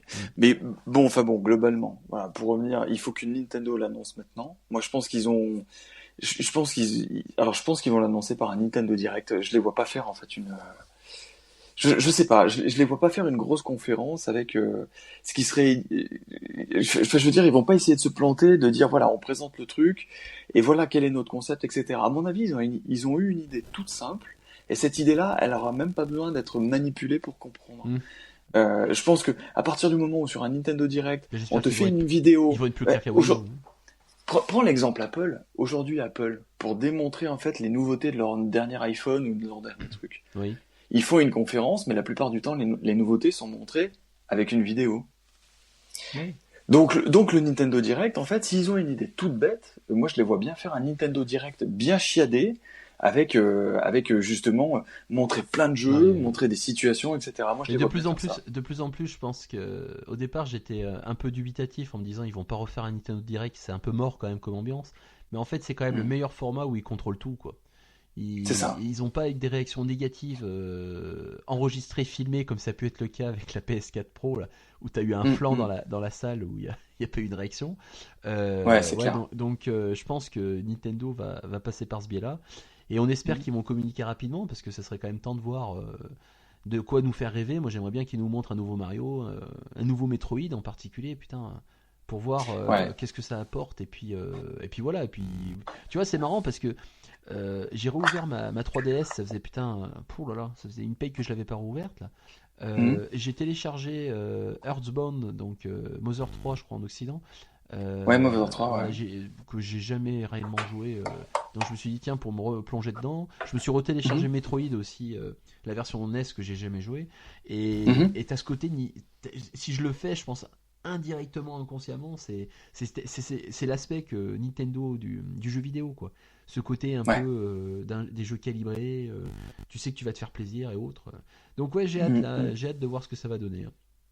Bon ben Allez, voilà. on espère cette semaine. On espère On cette, espère cette on semaine. espère cette semaine. Bon, bah autrement, Hmm. pour ce retour sur l'actu, est-ce que tu as d'autres choses qui te viennent à l'idée ou à part ce point Non, X? Non. moi, Moi, je- il y a que la NX, le reste, j'en ai rien à cirer. Bon, bah, je crois qu'on va passer à notre dossier du jour. Donc, ce dossier du Papa Gamer qui est justement comment trouver le temps de jouer quand on est papa et gamer. Allez, jingle. Mon deuxième ou mon troisième enfant en 5 ans. C'est ça. Je n'aime pas l'infanticide. Pourquoi? L'enfant ne rapporte rien, Rémi. Alors nous revoilà sur Octopodol, l'Octopodcast. Ouais, j'ai presque failli le dire. Donc, Ah, tu l'as bien dit. Je l'ai presque bien dit. Donc justement, on va aborder comment faire pour jouer et être papa en même temps. Donc on a vu dans un premier temps là, de notre podcast donc nos souvenirs depuis qu'on a été gosse et qu'on a découvert justement les jeux vidéo. Et la trentaine arrivant, bah, la paternité bien sûr arrivant également dans la suite. Le métro Mm. boulot dodo s'instaurant également dans la vie de couple, bah voilà, bah la paternité bouleverse beaucoup de choses quand tu joues aux jeux vidéo. Alors, pour ma part, c'est vrai que moi j'ai été père bien avant toi, donc ça fait déjà maintenant 6 Ouais, ans, 6 ans de bonheur. exact. Et Ouais. c'est vrai que bah, le premier changement déjà, c'est bah, au niveau quand jouer en fait. C'est-à-dire que bon, quand l'enfant Mm. est petit, tu te débrouilles, notamment les après-midi, ça te coupe pas trop parce que l'enfant dort énormément, si il dort d'ailleurs, ça c'est pas le cas de tous les gamins. Mhm. Et Mm. le soir, bon, pas trop de changements. Mais après, progressivement, c'est insidieux ces enfants, hein. Progressivement, ils te grignotent ton temps et tu te rends compte que bah, tu changes vraiment tes habitudes. Alors je sais pas, toi, quel est le plus gros changement que tu as eu depuis que tu es devenu père? C'est effectivement une réduction en fait du temps de jeu. Moi, avant d'avoir ma fille, en fait, je travaillais pas les lundis. Donc les lundis, surtout en hiver, un peu moins l'été, c'était vraiment des grosses sessions de jeu toute la journée. Ma conjointe travaillait, etc. Donc je me levais en même temps qu'elle. Donc 8 heures en gros, 8 heures midi, je bouffais rapidement, puis je m'y remettais, je faisais des grosses sessions de jeu. Et c'est vrai que Putain, l'arrivée en fait de la les sessions paternité. excuse-moi de te couper, les sessions de 5, 6, 7, 8 heures de jeu, voire même plus, Ouais, ça c'est un ouais. truc, moi je me souviens, quoi, tu vois, tu te couchais à 2-3 heures du matin, tu Mm, commençais mm, à 8-9 heures le soir, quoi, ça c'est un truc mm. qui a complètement disparu, et ça on le dit à nos auditeurs, euh, quand vous allez être Oui. parents, pour ceux qui ne le sont pas, mais oubliez, c'est fini les sessions de 8 heures de jeu, c'est fini. Non, c'est du snack gaming. Alors On n'a pas le choix. c'est vrai qu'après, point de vue console, je trouve que les consoles se sont habituées notamment à ce nouveau public qui est bien sûr le plus important en termes de, je pense, bah, de revenus financiers pour acheter des jeux et des consoles. Ouais. Et c'est vrai que tu vois des choses qui sont apparues sur les consoles. Moi, je vois notamment, ce qui m'a le plus marqué, c'est sur la PS4. La possibilité de ta console la mettre en veille, tu la redémarres instantanément, t'es sur le jeu, tu reviens là où t'étais. Ils ont vraiment fait beaucoup de progrès là-dessus. Et puis bon, les consoles portables également. Il n'y a pas photo, quoi. Oui, oui, bien sûr. Non, puis même les jeux sont fractionnés en fait Et aujourd'hui, puis, comme si bien sûr. effectivement ils étaient proposés. En fait, ils avaient bien compris les problématiques en fait je vais pas dire des nouveaux joueurs, mais des joueurs, des gamers qui aujourd'hui ont entre 30 et 40 ans, quand une vie active Et qui sont les plus importants très je pense, très. en termes de chiffres. Hein. En termes de nombre de joueurs, je crois qu'on est vraiment on est vraiment la catégorie les 30-35 ans, les 30-40-45 ans, je pense qu'ils sont Mhm. en termes d'effectifs. Après, c'est vrai que bon, les gamins, c'est autre chose, les ados Oui. et plus petits, mais je pense qu'on est quand même ceux qui. On est un public cible et de choix en particulier. Hein. Alors, la problématique du papa gamer, c'est déjà, je sais pas toi si tu jouais un peu en ligne, déjà les jeux en ligne où ça demande de l'investissement pour être au top, ça c'est fini. Ah bah c'est fini Voilà. ça. Moi j'ai essayé 2-3 fois, je suis allé en ligne, je me suis fait défoncer. Au bout de 3 minutes, j'ai dit allez c'est bon, c'est pas pour moi, j'aurai pas le temps de m'y mettre. Voilà. Donc on Alors, renonce assez vite devant et, l'ampleur de la tâche. ah mais complètement, et c'est vrai que c'était une discussion que j'avais eue avec l'ami Fritz, qui est un fan de Hmm. StarCraft. Ouais. Bah lui aussi, bon, c'est vraiment un gros joueur et de ses années d'étudiant en particulier. Et c'est vrai que bon, il Mhm. continue toujours, il suit toujours cette série-là. Il a fait pas mal d'articles d'ailleurs sur Octopaddle dessus, mais souvent il me dit ouais, mais je me retrouve face à des gars. Il me défonce la tête quoi parce que ils ont plus d'heures de jeu, parce que voilà ils ont plus de temps à y consacrer, et toi le soir tu te connectes aller vers 21h 21h30 quand la petite famille commence à dormir, et encore quand tu Ouais. peux le faire, et après tu vas te faire des Et sessions qui ouais, sont exactement, courtes, ouais. t'as plus le temps à y consacrer, et c'est vrai que ce manque de temps te change beaucoup tes habitudes. Alors je pense quand même, pour Ouais. rassurer des personnes qui vont rentrer dans la paternité ou la maternité, mais c'est vrai que pour les mamans, bon, on pourra pas trop en parler forcément, Hmm. Ouais. mais c'est vrai que du côté de la paternité, c'est un changement radical en termes déjà de temps, d'horaire. Alors après, c'est vrai que si tu as des journées où tu es plus ou moins libre pour pouvoir justement jouer, moi je sais que tu vois, la journée je joue moins quoi. Je préfère jouer le soir en plus. Je sais pas, après c'est des habitudes personnelles, mais. Quand t'es pas fatigué. Moi, Et le puis, temps où j'arrive enfin, deuxième option, la c'est, fatigue, bien sûr. oui, voilà. Moi, le soir, honnêtement, je te cache pas que me mettre à jouer à 21h ou 22h, c'est plus possible, quoi. Je tiens plus, c'est Ah pas putain, possible. mais alors là, Par la contre, loose, là il faut quand même qu'on l'annonce quoi. La loose du joueur, putain, de quelqu'un ça fait peut-être 20 ans qu'on joue, c'est que le soir tu te ouais. mets devant un jeu, putain, tu t'endors devant quoi. Putain, mais quelle Ah ben horreur ça quoi. c'est, ah oui, Oh oui. putain, mais comme ça Combien de fois m'arrive. je me Oh. suis endormi devant un jeu? Oui, oui. Combien de fois je me suis endormi devant un jeu? C'est horrible. Et Mais moi qui me c'est foutais de la lié gueule de mes effectivement. parents quand ils s'endormaient devant la télé. Mais là, je me suis dit, et là, c'est là que tu prends une grosse claque dans ta gueule, tu dis, putain, ça y est, t'es devenu vieux. Oh, oh, Ouais, c'est ça. C'est exactement ça. oh, Putain, merde, l'horreur. ouais, c'est moche, hein. Non, mais ça, c'est moche. C'est une des problématiques, en fait, de vouloir jouer, parce que généralement, le jeu, le soir, il arrive. Alors, une fois que t'as endormi, en fait, tes enfants, etc., Puis t'as fait que, effectivement, toutes les tâches parce que ça, il faut que le t'as dire. fait, Le eh ben, bien sûr. bain, les préparer, tout ce qui est affaires, etc. Et Exact. puis te préparer pour ta journée de lendemain si t'as un boulot et qui te demande une préparation chez toi, tout. Oui, et puis C'est. Ouais. te détendre un petit peu quand même aussi avec ta conjointe pour pas filer en douce et tout de suite aller dans ton bureau et puis Alors jouer aux ça jeux sera. vidéo et tu vois plus ta conjointe, quoi. Ça, je pense qu'il va falloir aussi l'aborder, ça. Comment gérer aussi sa femme, qui est pas forcément une grosse gameuse, Ouais. et gérer ces trois paradigmes, c'est-à-dire les enfants, le temps de jeu, et puis bien sûr sa vie de couple, quoi. C'est vrai que ça, c'est une autre difficulté, hein. Parce que c'est vrai Eh ben, quand t'es jeune, et donc moi je joue avec ma femme, elle a toujours su que j'étais un gros joueur, etc. Souvent on se faisait des soirées de jeux ensemble, c'est-à-dire on se mettait devant la télé, elle me regardait jouer, et c'est vrai qu'elle aimait bien, quoi, parce que surtout si le jeu, tu ouais. vois, t'as une histoire, alors le jeu popcorn par excellence, les Uncharted par exemple, qui sont bien parce que quelqu'un qui regarde va tout de suite prendre du plaisir à regarder. C'est comme si regarder un bon film, ouais, bien Voilà, sûr. contrairement à si tu joues, je sais pas moi, un jeu de stratégie, un Starcraft ou autre, ça va peut-être moins captiver la personne qui est pas une Ah gameuse. bah, ouais, ouais, c'est clair. Mais c'est vrai que bah ça, tu vois, on le fait beaucoup moins parce que je vois maintenant, même mon épouse, le soir, quand elle arrive avec la clé du boulot, une fois on arrive à 21h, bah, elle va vouloir plutôt regarder un film ou se changer les idées avec autre chose. Et donc, automatiquement, bah là Ouais. aussi, la gestion de la télé fait que ben, Fort heureusement, ça c'est la deuxième chose, que technologiquement maintenant tu as quand même des solutions qui te permettent de jouer sur un autre écran.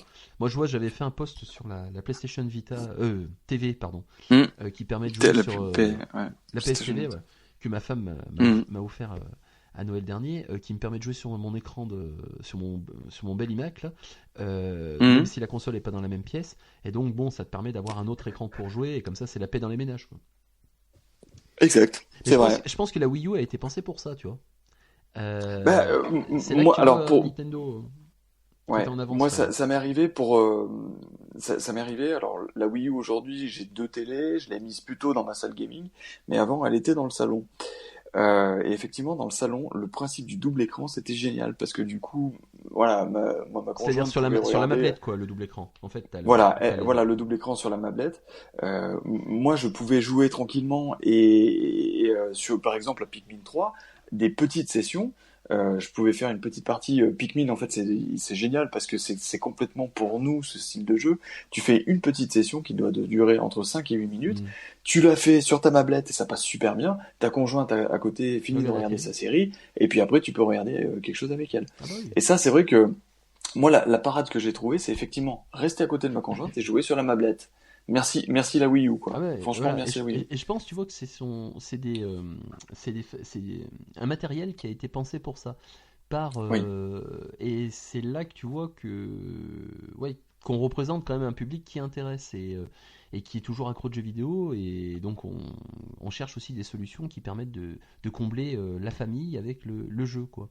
Mais c'est vrai Mais que. je Oui, vas-y, Ouais, vas-y. non, je dis, je pense que ça sera complètement différent quand justement on jouera avec nos filles. C'est-à-dire que ça va. Aujourd'hui, on a moins de temps parce que du coup, en tant que parent, on veut pas non plus qu'ils regardent les écrans. En tout Ouais. cas, moi, il est clair que je veux pas. Si je joue à Uncharted, je veux pas que ma fille regarde ça. Ah bah, c'est bien Si sûr je pareil. joue à un jeu où il y a des morts vivants ou n'importe quoi, je veux pas qu'elle voit ça. Donc déjà, je l'occulte de l'écran complètement. Parce C'est-à-dire que que je lui dis non, pas ça. ça les Par marque plus contre, ça les marque plus qu'on le pense quand même, hein. Tu vois, pour ceux qui sont pas ouais, encore parents, souvent on dit ouais c'est bon, c'est parce qu'ils vont voir. Si, t'as un impact ouais, quand même, et puis au niveau après ils ont des une- angoisses, un recul qu'ils n'ont pas en tant ouais, qu'enfants, une- et c'est vrai mm, qu'il faut vraiment faire attention à ça, hein. Donc oui, il faut être papa gamer mais responsable, ça c'est sûr, quoi. Mais tu vois, par petites touches, moi je vois l'univers du jeu vidéo. Bon, bah, elle voit bien que quoi, mes filles voient bien que c'est un truc qui me plaît, notamment en venant dans ma bibliothèque, là où il y a plein de boîtes de jeux vidéo de partout. Mais, bien mais, sûr. mais c'est vrai que ça les interpelle, et ils sont quand même attirés par les écrans. Tu vois, c'est un truc, mais c'est ça qui est fort. Comme nous, on est attirés par la télévision, quoi. Je veux dire, gamin, putain, la télé, on te supprimait de télé, Ouais, mais t'en pleurais, quoi. Maintenant, les gamins, je suis pas sûr que ça ouais. les. Je suis pas sûr que ce soit la punition ultime, hein. Ce serait plutôt le téléphone portable que plutôt la télé. You- YouTube avec les conneries qu'ils regardent sur YouTube. Voilà, Voilà. exactement. Mm, Mais mm. alors après, il y avait autre chose qui a changé quand t'es papa gamer, donc la gestion du temps, quand jouer, et donc cette diminution du temps, et aussi après les achats aussi. La folie des Ah, achats ouais, qui diminue très nettement. Et c'est vrai que depuis qu'on a ouvert le blog, ça c'est une conversation qu'on a eue plusieurs fois, ouais, et on s'est rendu compte qu'on achète moins, mais on achète mieux. C'est-à-dire on va pas c'est acheter ça. 50 000 jeux, mais on va en Mm, acheter quelques-uns, les jeux qu'on se dit, ça, on va prendre du plaisir à y jouer, on sait qu'on va vraiment l'utiliser, le torcher à fond, plutôt que d'en avoir plein et finalement de plus jouer. Parce que c'est vrai que quand tu deviens parent, et puis forcément avant ça salarié, et que tu as des revenus, et que tu as la possibilité de vivre ta passion, Ah bah c'est euh, la fête du slip, ah, hein, c'est la fête t'achètes du tout ce slip, que tu veux, hein. et tu te rends compte que bah, finalement il y en a beaucoup, c'est du gaspillage. Surtout en plus on est dans une ère de surconsommation, bien C'est pire ça. qu'avant, avec tous les médias, avec tous les moyens de communication. Et puis tu vois, la folie des précommandes en l'occurrence. Ça, c'est quelque chose Ouais, qui a vraiment bouleversé, je trouve, le jeu vidéo. C'est quelque chose qui n'existait pas avant, et qui a pris des ouais. proportions tellement absurdes. Moi, tu vois, des jeux qui sont pas finis. Tu vois, par exemple, le dernier, la Mafia 3. Je sais pas si tu as suivi un peu Mm. le truc. C'est c'est- c'est- J'ai suivi de loin, ouais. c'est Ouais. un jeu qui il sort, il est pas fini, quoi. C'est pas possible. Des bugs Mm, comme ça, tu te dis, mais comment c'est possible, avec des problèmes de collision, des choses qui te disent, putain, mais c'est pas mm, possible, le test de qualité. Et tu vois, donc ils ont balancé des précommandes, etc. Ils ont fait une hype dessus avec l'ambiance, l'univers. Alors c'est vrai que bon, le fond du jeu a l'air d'être super intéressant, mais avec, putain, franchement, un jeu tellement pas fini comme ça. Et combien de gens sont tombés dans le panneau, hein. Moi, je sais que depuis No Man's Sky, donc de cet été, on en avait parlé, Ouais. ça m'a tellement blasé, si tu veux, d'être tombé dans ce panneau-là, quoi. Le jeu vendu au bout d'une semaine, parce que je dis comment c'est possible de faire ce type de jeu-là, que quand t'achètes un jeu 5-10 euros, tu vois, sur Steam, bon, t'as pas trop les boules, parce que tu te dis, bon, 5-10 euros, ça va.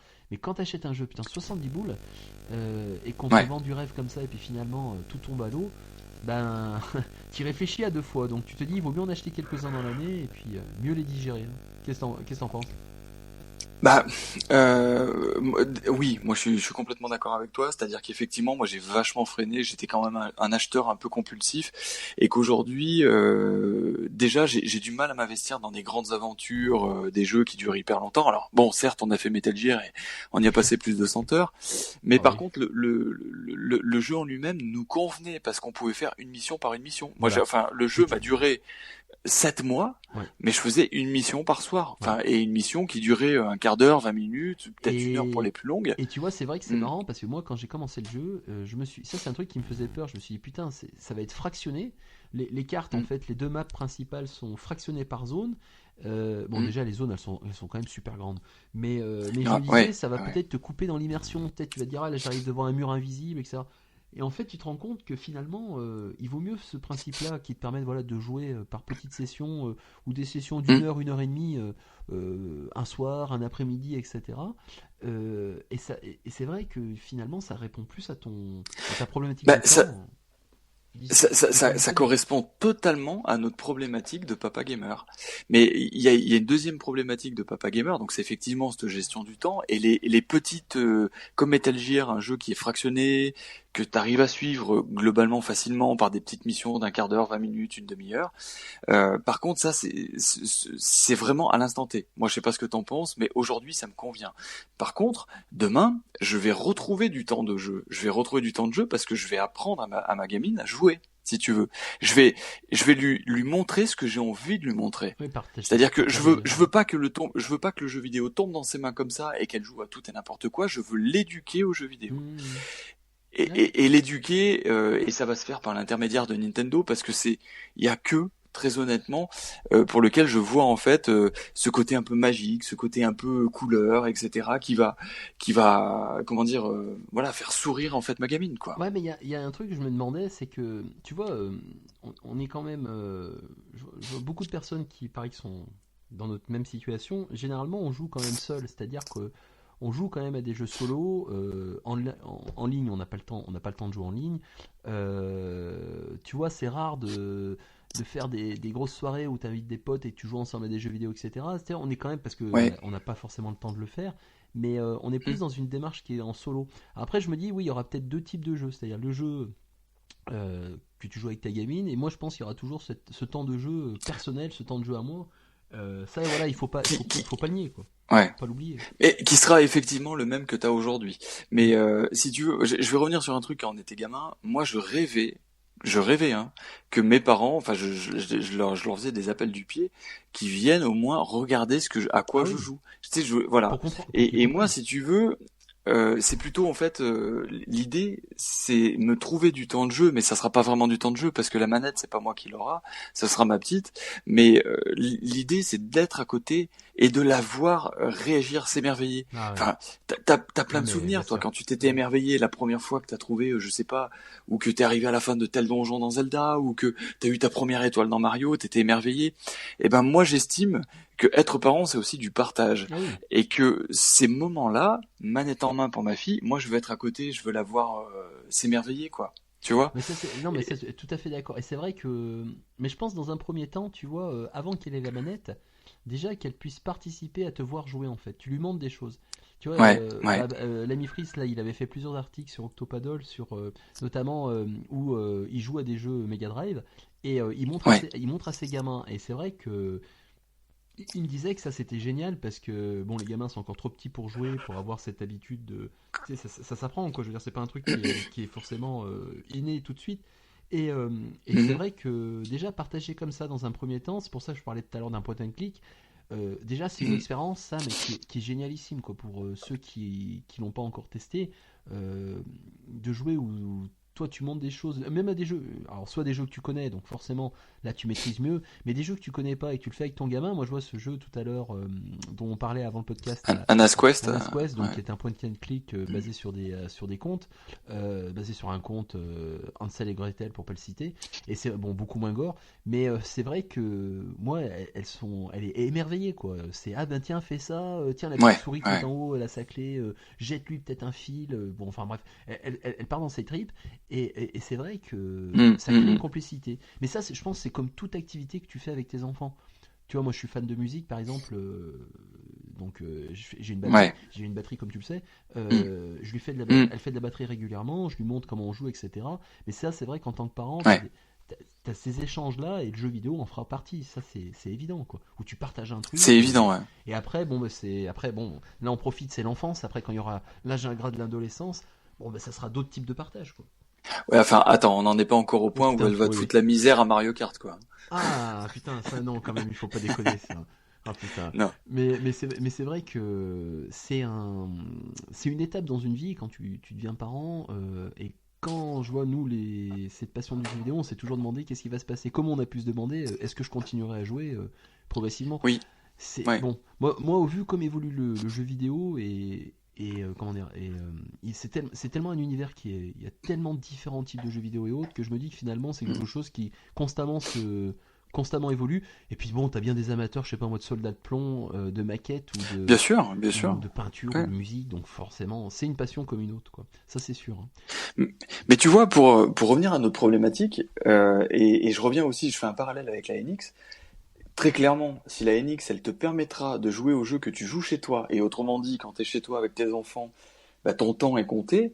Mais si par exemple, tu prends ta NX, tu l'emmènes avec toi, et entre midi et deux au boulot, plutôt que de bosser, en fait, tu te fais une petite partie pour rattraper le temps perdu, ça va te régénérer du temps. Faut pas Non tirer mais sur ton c'est patron là. non mais le patron entre midi et deux, bon, enfin bon voilà, le patron, on est d'accord quoi. Oui, bien sûr. Non, Il est non, comme oui. tout le monde, hein, voilà. Mais je pense que effectivement, la NX, dans la façon de voir, je pense que la NX Nintendo, je crois qu'on en avait parlé dans le précédent podcast, ils sont quand même pas fous. Ils se sont rendus compte aujourd'hui, les Japonais jouaient moins chez eux. Enfin, forcément, les consoles de salon se vendent moins parce qu'ils sont constamment dehors. Et du coup, l'idée c'est de se dire, mais il faut qu'en fait qu'on fasse Ça, c'est jouer les dommage. gens dehors. Et c'est le cas de Pokémon Go qui est sorti, etc. Et moi, je pense très clairement que si la NX, elle est, enfin, je vais l'acheter, c'est sûr, mais je suis sûr que je jouerai peut-être un peu plus dehors, par exemple entre midi et deux au boulot pour couper un peu. Hop, tu prends ta truc, tu Oui. joues, tu fais une petite Et partie d'un quart d'heure. Mais moi Voilà. si tu veux, c'était pour ça que je m'étais acheté une PS Vita là. Oui. C'était Ouais. exactement ça, c'était avoir une console si tu veux, de salon en poche. Mm. Tu pars en vacances, tu te fais une petite partie et jouer dans de bonnes conditions, quoi. Mm, Pas mm, un mm. jeu de téléphone portable de merde là Ouais. qui c'est moche et Ouais. puis ça t'apporte rien quoi finalement. Mais ouais non mais tout à fait, ça c'est Et pour ceux qui ont par exemple, qui vont au boulot en transport en commun, ah bah oui bien sûr. c'est quelque chose de tout bête, mais tu vas te régénérer du temps. C'est vrai que Enfin, tu vois plus de consoles. Les consoles portables, elles ont complètement disparu de la circulation. Hein. Moi, je vois, tu vois ouais. les ados, etc. que tu peux connaître ou rencontrer et autres. C'est bon, ils jouent maintenant que sur téléphone portable. Et les consoles Mm. portables, franchement, t'en vois plus dans la rue. Quoi, tu vois plus de gamins Parce avec que, leur parce, DS ou autre. Quoi. Parce que non, effectivement. Alors au Japon, tu le verrais toujours, je pense, dans les trains. Mais parce que aujourd'hui, les gamins, s'ils ont à avoir une chose dans leur poche, c'est leur téléphone. Oui. Donc par contre, des 3DS, t'inquiète pas, ils en vendent à l'appel Nintendo et que quand tu vas chez des gens, tu vois toujours dans la chambre Oui, de ça l'enfant, devient. tu En vois fait, toujours ça une devient. 3DS quelque part, En fait, quoi. c'est une console, Ouais. voilà, c'est une console portable, mais Mais qui de fait maison, office de salon, ouais, qui fait voilà des consoles c'est portables de ça. maison en fait. C'est-à-dire que pour pas Ouais, c'est ça. monopoliser l'écran et puis pas leur filer une télé. Oui, oui. Mais en fait, c'est un peu la même Mais chose que notre génération. Moi, je vois, j'ai eu une Game Boy au oui. départ parce que c'était pour pas que j'ai une console de salon, quoi. Parce qu'il y avait le problème de la Mais télé, etc. Quoi. quelque part, les consoles portables, comme la 2DS, la 3DS, c'est encore la porte d'entrée, je trouve, pour nos enfants dans le jeu vidéo. Ah bah oui, oui, oui, bien sûr. Ah ouais, parce que c'est vrai que nous on pense, alors vu qu'on est gamer, etc., on pense qu'on va les faire jouer je sais pas, à la Wii U, à la NX, à la PS4, etc. Mais finalement, nos enfants vont peut-être rentrer aussi. Tu sais, des fois, ils nous usent un petit peu. Tu vas peut-être aller chercher ta 3DS et dire, tiens, allez, joue à Mario, et tu vois. Oui, bien Et sûr. c'est peut-être comme ça qu'ils vont rentrer aussi dans le jeu vidéo, je sais pas. Non, mais c'est sûr. Voilà. Mais c'est vrai que ouais, sur sur ce point de la paternité du papa gamer, quoi, Ouais. le fait de partager, ça, je pense que c'est quelque chose que tout joueur, quand tu as les enfants qui arrivent, l'âge d'en avoir, et que tu en as forcément, c'est une question que tu te poses, quoi, au niveau du partage. Alors après, il y avait un autre thème. Mhm. C'est jouer avec ses gosses. Mais on a abordé là, tu vois, des jeux Nintendo, tout ça. Après, moi, je me demande, tu vois, en tant qu'adolescent, une fois que tu leur fais un apprentissage comme ça du monde du jeu vidéo, etc. Alors, quand ils sont petits, Ouais. généralement, je pense que ça absorbe. Mais après, plus tard, tu vois, s'il y a une coupure claire et nette, c'est-à-dire qu'ils Mhm. ils détestent ce média, ça leur plaît pas, etc. Euh, Mhm. Quelle position, toi, tu peux avoir vis-à-vis de ça, quoi, tu vois? Étant donné que le jeu vidéo donne un peu tu peux avoir un sentiment que des gens ont un sentiment que c'est quelque chose de puéril, etc. Tu vois, Mhm. vis-à-vis de tes gamins, je sais pas comment. Je me suis posé cette question. Si par exemple ma Du, gamine me dit du, ah c'est quoi bah, ces jeux, c'est débile, etc. D'une manière ou d'une autre, je pense que nos enfants aujourd'hui, ils déconnecteront jamais du jeu vidéo à cause des téléphones portables. Ils auront un téléphone portable, alors est-ce qu'ils joueront dessus ou pas, ça je sais pas. Après, si effectivement il y a une cassure, c'est pas grave en fait, on continuerait, je pense, à jouer. Ce qui sera dommage, c'est juste que le Tu jeu puisses en pas famille ne partager. se fera peut-être pas. Ah oui. Mais j'ai du mal à, À le je concevoir, pense je comprends. que ça sera des sessions famille, c'est-à-dire une journée d'hiver où par exemple il pleut ou il neige dehors, et ben tu sors la bonne vieille console et puis tu te fais je sais pas, un petit Mario Kart avec ta famille, etc. Hmm. Mais ça sera peut-être plus ponctuel, voilà. Mais ce qu'il avait essayé de faire Mais Nintendo avec la Wii, hein, tu me diras, hein. La Wii première du nom, hein. ouais, c'est ça, C'est l'effet raclette en fait de la Wii. Et combien de gens ont sorti la Wii pour faire des soirées et ça a ah ouais, cartonné. ça Et cartonne. Moi, je me souviens d'avoir fait des c'était soirées vachement chez des mieux que. collègues qui étaient pas du tout gamers et ils avaient une Wii, hein, parce qu'ils avaient des gamins, hein. Eh oui, Et eh oui, ouais, ouais, exactement. impressionnant, quoi. Ça, c'est vraiment. Et c'est là que tu te Mm. dis, putain, on est passé à autre chose, hein. Mais voilà, Oui, tout à donc fait. c'est vrai que pour ce cas du dossier du Papa Gamer, ce temps pour jouer, donc finalement, maintenant, si on fait le bilan de nos jours, quand on joue, moi je sais que Mm. plutôt le soir, alors le soir, quand j'arrive pas d'une journée de boulot ou le soir il faut que je poursuive cette journée-là de boulot, malheureusement. Donc c'est vrai que c'est pour ça que je Ouais. trouve que le fait d'écrire ou de faire un podcast permet de vivre le jeu vidéo d'une manière différente. Donc ça, c'est vrai qu'aussi pour le Papa Gamer, je pense que c'est peut-être pour ça que ça marche autant les chaînes YouTube ou les sites sur le jeu vidéo, les blogs pour être plus précis, parce que beaucoup de Mhm. personnes en fait ont cette passion du jeu vidéo comme nous, et en fait ça devient en fait tu vois, des fois je préfère passer du temps à écrire un article parce que je vis ma Ouais. passion d'une manière différente plutôt que de jouer. Et ça, c'est quelque chose qui est nouveau aussi. Euh, tu Mm. vois, je vais me mettre plutôt à écrire sur un truc parce que ça me botte, etc. Sur un jeu, sur un sentiment, un ressenti, etc. Bah, Plutôt que il de est dire pas je rare vais commencer effectivement par un quand humour, commencer un jeu, ouais, puis mais moi finalement, bof. je suis d'accord avec toi en fait. Quand un jeu te fait kiffer, un jeu ou autre chose, je trouve que ce côté tu le mets par écrit ou voilà. En fait, ce Ou qu'on là, a on prend peut-être le temps perdu samedi aussi soir d'en discuter entre nous, quoi. dans nos vies de dans nos vies de papa gamer, ce qu'on a perdu aussi, c'est l'échange qu'on avait quand on était gamin. Parce que quand on était gamin à la Ah cour de oui, récré en tout fait, de suite. on parlait ah putain ouais hier j'ai fini tel jeu machin etc. Aujourd'hui ça on l'a plus. On rentre chez nous, on est fatigué, on a effectivement nos enfants à gérer etc. Le bain, la logistique du soir. Et finalement, le fait de le mettre par écrit, ça permet de compenser le fait qu'on en parle moins, je pense. Qu'on en parle moins. Et puis aussi, bon, ça c'est l'air du temps aussi, avec cette facilité de communication qu'on a de plus en plus avec les réseaux sociaux et puis les sites internet, où que maintenant, en fait, tu veux que ta voix elle porte. Parce que c'est vrai que quand on était plus jeune, tu Ouais, avais t'avais des voix officielles ou ayant pignon sur rue, c'est la presse JV. ouais, L'interaction avec ce milieu-là, finalement, c'était le courrier des lecteurs. Encore que, il fallait que tu sois sélectionné. Et ouais, t'avais ouais, pas d'échange direct, en fait. C'est qu'on te donnait la bonne parole, et puis après, tu en parlais dans ton petit cercle d'amis, très restreint, etc. Désormais, c'est vrai c'est que ça a ça. une portée beaucoup plus large. Et c'est marrant de voir, justement, comme quand tu navigues sur Internet, donc tu as des sites que tu visites plus que d'autres, tu te rends compte, Ouais, voilà, souvent ce sont pareil, des trentenaires ou proches de la trentaine, ou voire un peu plus, qui vont consacrer du temps à parler de leur passion plutôt que de la vivre. Et c'est Ouais. marrant. Ça, c'est vraiment un truc qui est marrant parce que tu vois, ça c'est vraiment lié, je pense, au fait de vieillir et parfois d'avoir des enfants et d'avoir moins de temps pour jouer. Bien sûr, là, je Ah oui, parle que oui, pour je les suis personnes d'accord. qui sont pas dans le jeu vidéo. Après, t'as des personnes Mm. qui travaillent dans le jeu vidéo, donc forcément, c'est leur milieu, ils sont dedans. Mais Mm. quand t'es pas dedans, bah voilà, tu vois, moi ça m'éclate, ouais. Plus parfois de faire un article que de jouer à un jeu. Surtout quand t'as Ouais, mais je suis rien, d'accord. quand t'as plus Je ça. je suis d'accord. Je suis d'accord avec toi, ouais, effectivement. Ouais. Et donc là, donc ça peut être un bon moyen de vivre sa passion également, malgré le manque de temps. Et puis alors après, en Mm. termes de jeu, moi je vois, après dans la semaine, tu vois, j'essaye de me fixer le samedi après-midi, 2-3 heures, quand mes petites elles dorment, faire une pause jeu. Ouais, tout comme toi, ouais. Toi aussi, Mm. ouais, voilà. Et puis après, Ouais, puis le soir dans la semaine, quand je suis pas trop crevé, s'il y a vraiment un jeu alors qui me moi botte, quoi. le soir c'est pas possible, mais c'est vrai qu'en semaine je joue beaucoup en fait à la 3DS en fait. Ouais. Je monte un peu plus tôt me coucher, mais du coup je prends la 3DS avec moi, je me finis un jeu, Et t'es etc. sur quoi en Voilà, ce moment comme jeu? Luigi Mansion 2 Ah, que j'avais pas torché, donc je finis celui-là. Et puis en parallèle aussi toujours Majora's Mask où Majora's j'avance difficilement parce que c'est vrai qu'il est quand même assez ardu. il est largué, hein. Putain, mais ce jeu, Et par contre, moi, quel j'ai jeu. trouvé aussi, parce que, ben voilà, l'habitude peut-être de se lever malheureusement très tôt la semaine, j'ai trouvé en fait aussi le samedi et le dimanche matin, où du coup, je me lève souvent vers 7 heures et j'ai une petite heure de jeu avant que ma femme et ma fille se réveillent, quoi. Voilà. Ah, le Et matin. Alors plus moi, que le soir, parce que, je suis pas du matin, moi, tu vois, j'y ah, arrive pas le matin, moi.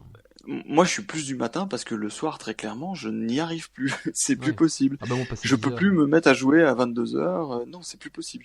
Voilà, je sombre, je m'endors constamment devant l'écran. Ah ouais. Donc j'ai arrêté. Et puis c'est vrai que le troisième truc aussi, c'est étant donné qu'on passe quand même beaucoup de temps, moi je vois sur tout ce qui est les sites d'actualité et Et, autres, c'est du ouais, temps ouais. où tu joues pas aussi finalement, parce que tu consultes Internet. Mais ça, bon, ça suit la problématique aussi de la passion, c'est-à-dire tu t'informes autour de ta passion et autres, donc Bah c'est moi très clairement, c'est pas ça qui me bouffe du temps sur le jeu vidéo. Honnêtement, je m'informe de moins en moins parce que bon, voilà, oui, grosso merdo, je trouve que tous les sites ont plus ou moins la même logique et que si j'ai envie de juger quelque chose, je l'achète. Ça me plaît, ça me plaît, ça me plaît pas, je le revends. Enfin mm, voilà. directement. Mais c'est pas ça qui me bouffe du temps. Moi, c'est vraiment en fait une problématique plutôt de rythme de vie, de fatigue, etc. Mais je sais que ça va s'améliorer quand la petite va grandir et que je vais commencer à avoir peut-être un peu plus de Plus de temps. temps. Voilà. Surtout oui, quand Mm. t'as pas des problèmes pour les coucher, les gamins, parce que ça, les futurs C'est parents, ça, ça. vous ne savez pas ce que c'est. Hein. Quand ils veulent pas se Ah, vous savez coucher, pas ce que c'est. oh Eh ouais. putain, qui font un foin de tous les diables, et tu te dis putain, Et c'est que ça. toi, t'as envie Oh là après une là, bonne journée de boulot bien merdique, t'as que envie t'as de envie de te souffler. tranquillement souffler. Eh ben non. Et puis après, je pense le cinquième axe également, il faut pas oublier, c'est avoir une épouse fantastique. Hein. Ça, Oui, je pense que je te le confirme. ah là là, d'avoir une épouse aimante et puis Mm. tellement généreuse vis-à-vis de cette passion qui nous dévore, parce que c'est Mm. vrai que si t'es avec quelqu'un qui déteste les jeux vidéo, bah, ça va être forcément très dur, donc très difficile. Ouais. Et, Ouais. et c'est vrai que ouais, quand t'es avec quelqu'un qui admet pas ce que t'aimes, bon après tu te dis pourquoi tu restes avec une personne comme ça c'est autre chose. Mais c'est vrai que des fois Ouais. ça facilite grandement les choses. Quand moi je vois, elle sait que Alors, j'ai besoin d'avoir un temps pour jouer, un temps pour faire de podcast. Bon après c'est un partage des tâches aussi où alors si, à donner pour un rendu quoi. il y a Bon effectivement, heureusement, voilà, l'idée c'est pas non plus de passer 50 heures devant ta console pendant que ta femme elle fait la boniche. mais Non, il y a exactement. une problématique aussi, la gestion en fait de ta conjointe. C'est quand t'as commandé une console et que t'oses pas lui dire parce que t'as peur qu'elle te dise ah mais ce mois-ci on a ça acheté, etc. Ouais. Donc là c'est la gestion de l'achat moi je trouve qui est difficile vis-à-vis de la conjointe. Et puis effectivement tu t'achètes un jeu, c'est toujours les mêmes réflexions, dire oh tiens encore un jeu hein mais il faut que et puis du coup elle te fait culpabiliser en te disant il faut qu'on achète des vêtements à ta fille ce mois-ci, enfin bon voilà quoi. Mais effectivement Non, il faut pas. je pense que Après, je toi pense qu'à partir du moment que ça, moi, je vois, tu vois, à partir du moment que ça met pas en danger le non mais bien ménage sûr et voilà, je veux dire, voilà. Après, si tu veux, quand ça devient une passion qui est dévorante et qui devient une forme d'addiction, quoi, là, c'est problématique. Mais comme tout, dans tout domaine, de toute façon. Moi, je pense mais après, en tu fait vois, je crois que c'est t'arrives à te raisonner. Moi, c'est je la... sais que j'arrive à me raisonner quand même. Tu vois, ah mais moi j'arrive complètement à me raisonner j'ai annulé effectivement la commande de la NES Mini, par exemple. Je sais que toi, tu l'as pas fait, ouais, mais Je l'ai pas encore annulé. Bon, on va voir. Si vraiment la NX n'a pas été encore annoncée, je la garderai, la NES Mini. Ça me permettra de patienter. Ah, Mais c'est vrai que toi comme moi, je pense qu'on peut le dire. On a vraiment en fait des conjointes qui déjà aiment le jeu vidéo. Donc ça, je pense que c'est un gros plus. Et qui effectivement je pense, connaissent ce que c'est. qui connaissent et puis qui sont plus ou moins intrigués aussi par ce média-là, pourquoi on aime encore ça, etc. Enfin, moi j'ai déjà eu cette conversation. Moi, avec je mon sais qu'elle conjoint, m'a- elle je m'a lui dis, mais m'a jamais fait une réflexion désobligeante, tu vois, de dire ah putain t'as bientôt 40 ans, tu joues encore à des jeux, tu vois, pas du tout. Parce que ouais, je pense qu'elle sait que c'est un média qui est adulte et qui répond justement à des comme un film, ouais, bon après c'est vrai que tu vois c'est des goûts et des couleurs, mais généralement j'aime bien sûr, une réflexion désobligeante. Mais tu vois ça a quand même changé même autour de nous, hein, quand même. On en parlait en début de podcast. L'approche ouais, qu'ont les gens des jeux vidéo, même si on n'en parle pas forcément à tout bout de champ. Moi je vois mes parents par exemple, euh, ça les choque pas, tu vois. Bon j'en parle pas, mais si tu veux non, ils savent bien que j'ai une console, et la, voilà quoi. Ça c'est la problématique, c'est que peut-être qu'on dirait pas ça si ça s'appelait autrement, parce que le fait que ça s'appelle jeu vidéo, il y a quand même jeu ah bah dedans, et oui, ça a une connotation gamin. ah oui, Voilà.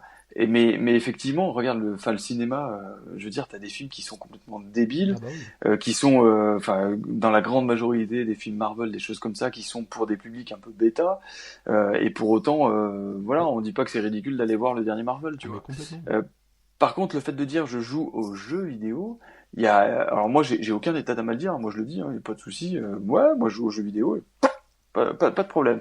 Mais c'est vrai que si ça s'appelait différemment, tu vois, musique, cinéma, je sais pas comment on pourrait l'appeler en fait, mais il y aurait peut-être pas cette connotation gamin parce que tu joues encore aux jeux vidéo et que t'es un gamin. Ah bah t'as Voilà. l'appellation vidéoludique, vidéo numérique, tu vois, euh, Mm, t'as- c'est des appellations que tu commences à voir apparaître, bon ça fait déjà plusieurs années déjà que ça apparaisse, mm, pour sortir je pense du carcan voilà, du terme en tant que tel qui te catégorise, ouais, d'une manière c'est ça. infantilisante quoi. Mais c'est vrai Mm, que mm, quand t'es papa gamer, comment dire, la place du conjoint vis-à-vis de ce loisir-là, c'est, je pense, la même place que les enfants. C'est-à-dire que tu peux pas. C'est pour ça que notre site Papa Gamer, vraiment, je trouve que les deux termes sont plus que liés. Parce que ouais. les deux, tu peux pas. C'est pas l'un sans l'autre, quoi. Ça peut pas être gamer avant Mm, papa ou papa avant gamer. mm. T'as besoin de lier les deux et forcément, ben, l'environnement qui est autour de toi, tu peux pas le négliger et le mettre de côté parce qu'autrement, t'as du Ben, plaisir en étant papa comme t'en as en tant que gamer, et c'est vrai que bon, tu peux pas exactement. sacrifier l'un et Ouais. l'autre, ça c'est sûr, quoi. Donc ça, Disons que, comme tu dis, le nom est bien trouvé parce que moi je dirais le côté papa, c'est partager et intégrer ta famille et tes enfants dans ce que tu aimes, dans ta passion. Et puis t'as le côté gamer où quoi qu'il en soit, on restera toujours des gamers et on aura envie de temps en temps de s'isoler un petit peu parce que t'as le dernier Kojima qui sort. Voilà. bien sûr. Et que tu le feras pas avec ta famille, par Non mais exemple. voilà, mais comme tout film, tu regarderas pas n'importe quel film, bien sûr. Mais c'est vrai C'est que je pense ça. que c'est une bonne Exactement. conclusion pour ce podcast. Donc là, on a 1h25, donc on a fait Hmm. pas mal. On avait dit qu'on se limite à 1 heure, mais du coup, on Ah, on a, a fait un peu plus long on que a fait un peu prévu, mais bon longtemps. voilà, Bon, c'est toujours pareil, c'est comme quand dans nos discussions, ça dérive toujours. la passion est là. Et pour Ouais. terminer ce podcast, on va faire rapidement un retour sur justement, mis à part le jeu vidéo, si tu as des choses qui t'ont marqué dernièrement ou pas. Et donc ça va être la dernière Hmm. session de notre podcast. Allez, jingle et à tout de suite.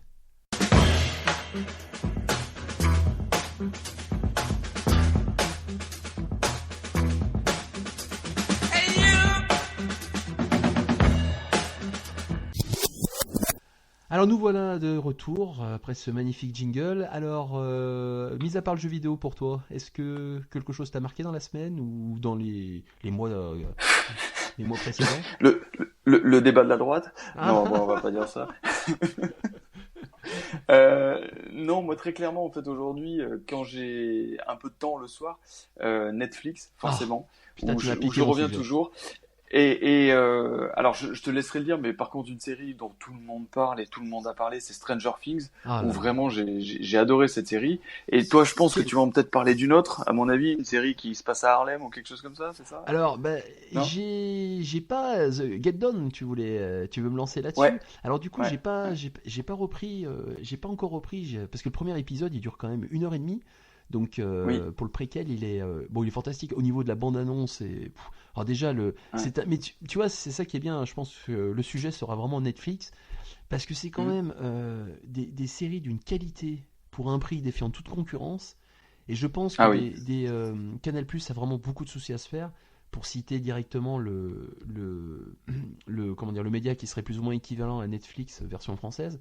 Parce que Mhm. là, franchement, des séries d'une telle qualité et puis qui sont un tel amour des années passées, moi je veux dire des années 80 ou des années 70. Hein. Get Down, c'est les années 70-80. Stranger Get Things, Down, Stranger Things, c'est les années 80, Narcos enfin, c'est dans ce qu'on a une vécu, moindre quoi. mesure, qui Narcos. est un reflet d'une société d'une certaine époque.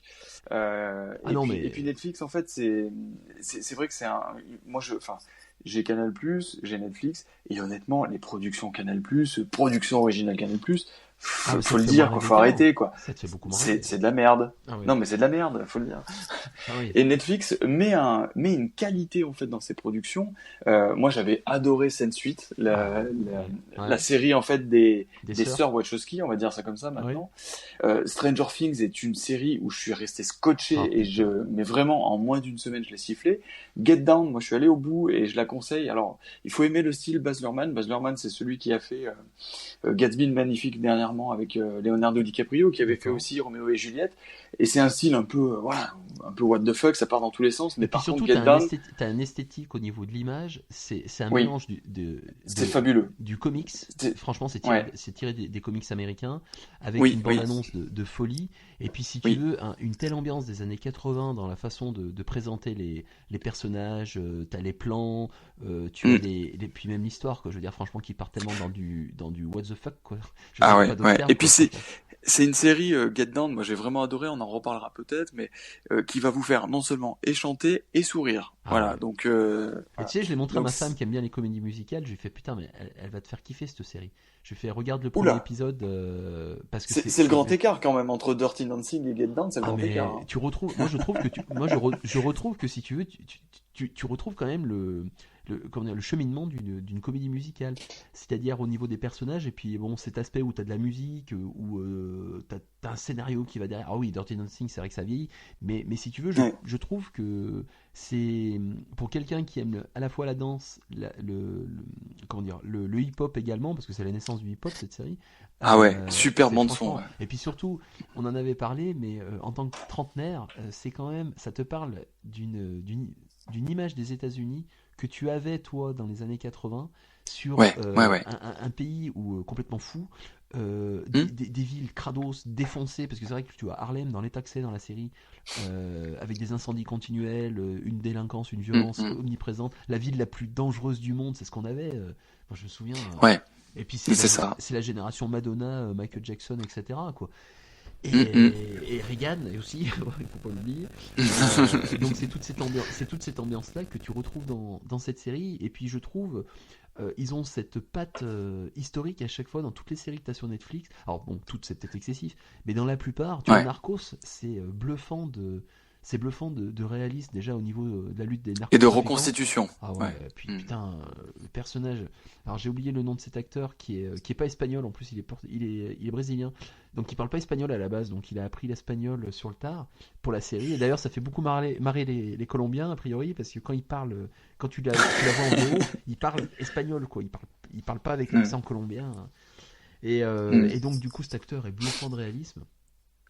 Et moi, la Hmm. série que j'aurais plutôt voulu parler sur Netflix, en fait, c'est une vieille série, c'est Twin Peaks, donc de David Lynch Ouais. et Mark Frost. Hmm. C'est vrai que c'est une série, Netflix la rediffuse tout simplement.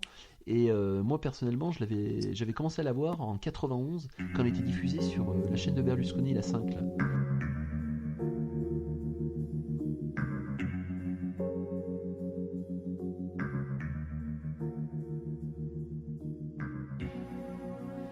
Et Ouais.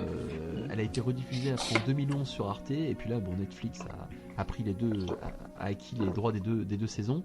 Et c'est vrai que franchement, t'as cette ambiance des années 80, quoi. Il y a pas photo, quoi. C'est-à-dire, sur 30 épisodes, t'as à la fois du fantastique, t'as à la fois cette histoire complètement barrée avec des personnages qui le sont tout autant. Tu l'as vu, cette série, Twin Peaks? Alors non, je l'ai pas vu, mais bon, je connais un peu l'œuvre de Lynch, et c'est vrai que Lynch, il faut rentrer dedans, hein, c'est particulier. Et ben là, tu vois, par rapport à d'autres films qu'a fait David Lynch, comme comment il s'appelle, Mulholland Drive. Mulholland Drive, ouais, Mulholland Drive. Ça part dans tous les sens. Là, je trouve quand même que t'as des charismes au niveau des personnages, quoi. L'acteur qui joue l'agent de rappeur, Kyle MacLachlan, qui joue dans Dune aussi, de Lynch aussi d'ailleurs. Franchement, déjà juste cet acteur-là, avec je veux dire les dialogues qui sont complètement barrés, ce côté complètement décalé qu'il a, et puis cet aspect, si tu veux, en fait, que j'aime bien dans cette série, c'est une petite ville américaine où c'est une petite communauté. Et c'est vrai que moi, tu vois, c'est une série que je regardais en bossant chez moi, tout. Et c'est vrai que t'as une ambiance, quoi.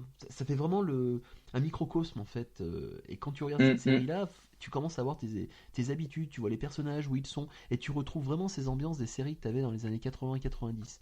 Où tu te sentais chez toi quand tu regardes la série. Tu vois, t'as un cadre rassurant en quelque sorte, avec des codes que tu connais et autres. Et c'est vrai que donc déjà ça, bon, l'esthétique de la série m'a plu. Après, l'histoire en tant que telle, donc l'histoire d'un meurtre de Laura Palmer qui va suivre pendant toute la première saison. Et même une fois que tu sais qui l'a tué, finalement, ça part après dans un trip complètement fantastique. Et d'ailleurs, il y a une future saison 3 qui est prévue pour l'année prochaine. Ouais, j'ai vu, ouais. Alors, j'ose espérer que Netflix va acquérir les droits. Mais alors après, qu'est-ce que ça va donner 20 ans après? Ça, c'est autre chose. 20 ans, plus de 20 ans, 30 ans. Si Lynch est toujours derrière, pourquoi pas? Oui.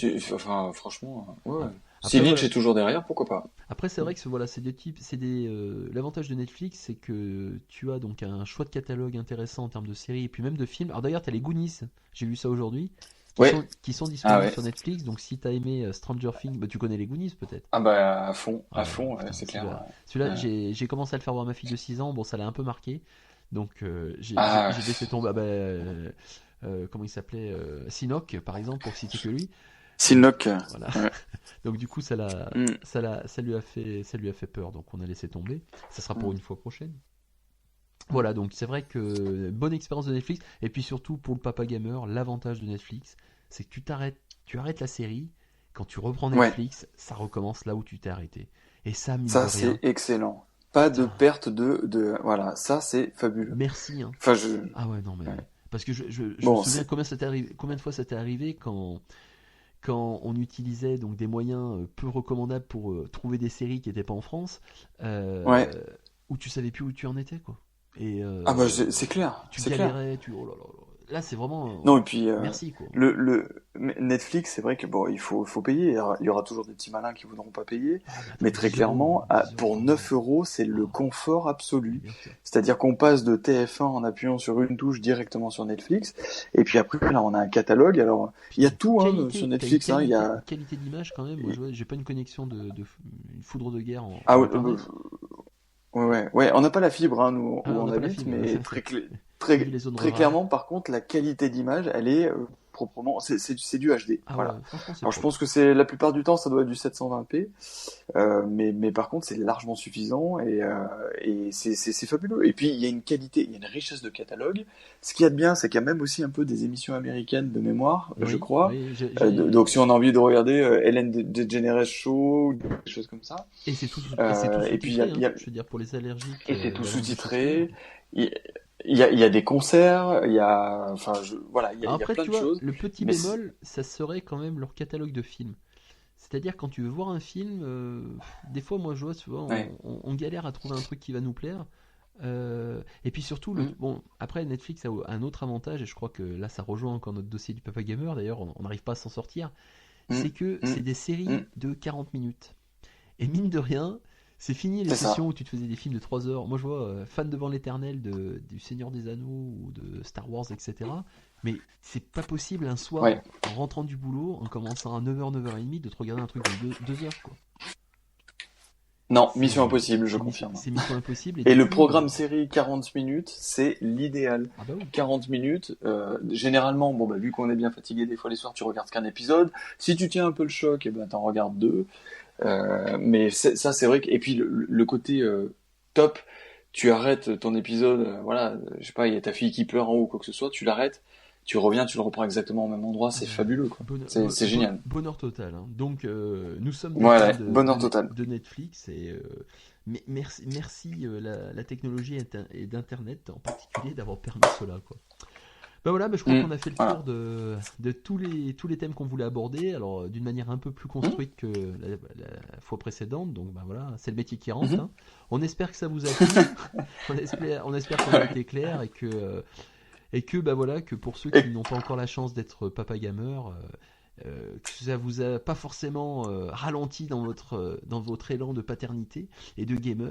Non, et puis vous êtes les bienvenus, hein, si vous avez besoin de vous consoler, vous inquiétez pas, on est là, on partagera nos expériences.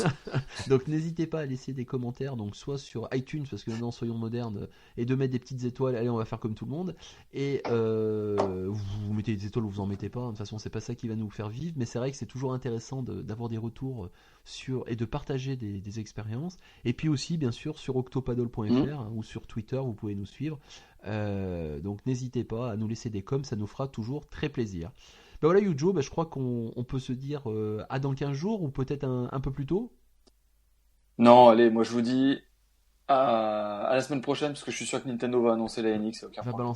balancer Cette la semaine. sauce, là. Bon, Allez. écoute, on On verra si je me trompe ou pas. Bon, en tout cas, c'était. Ok.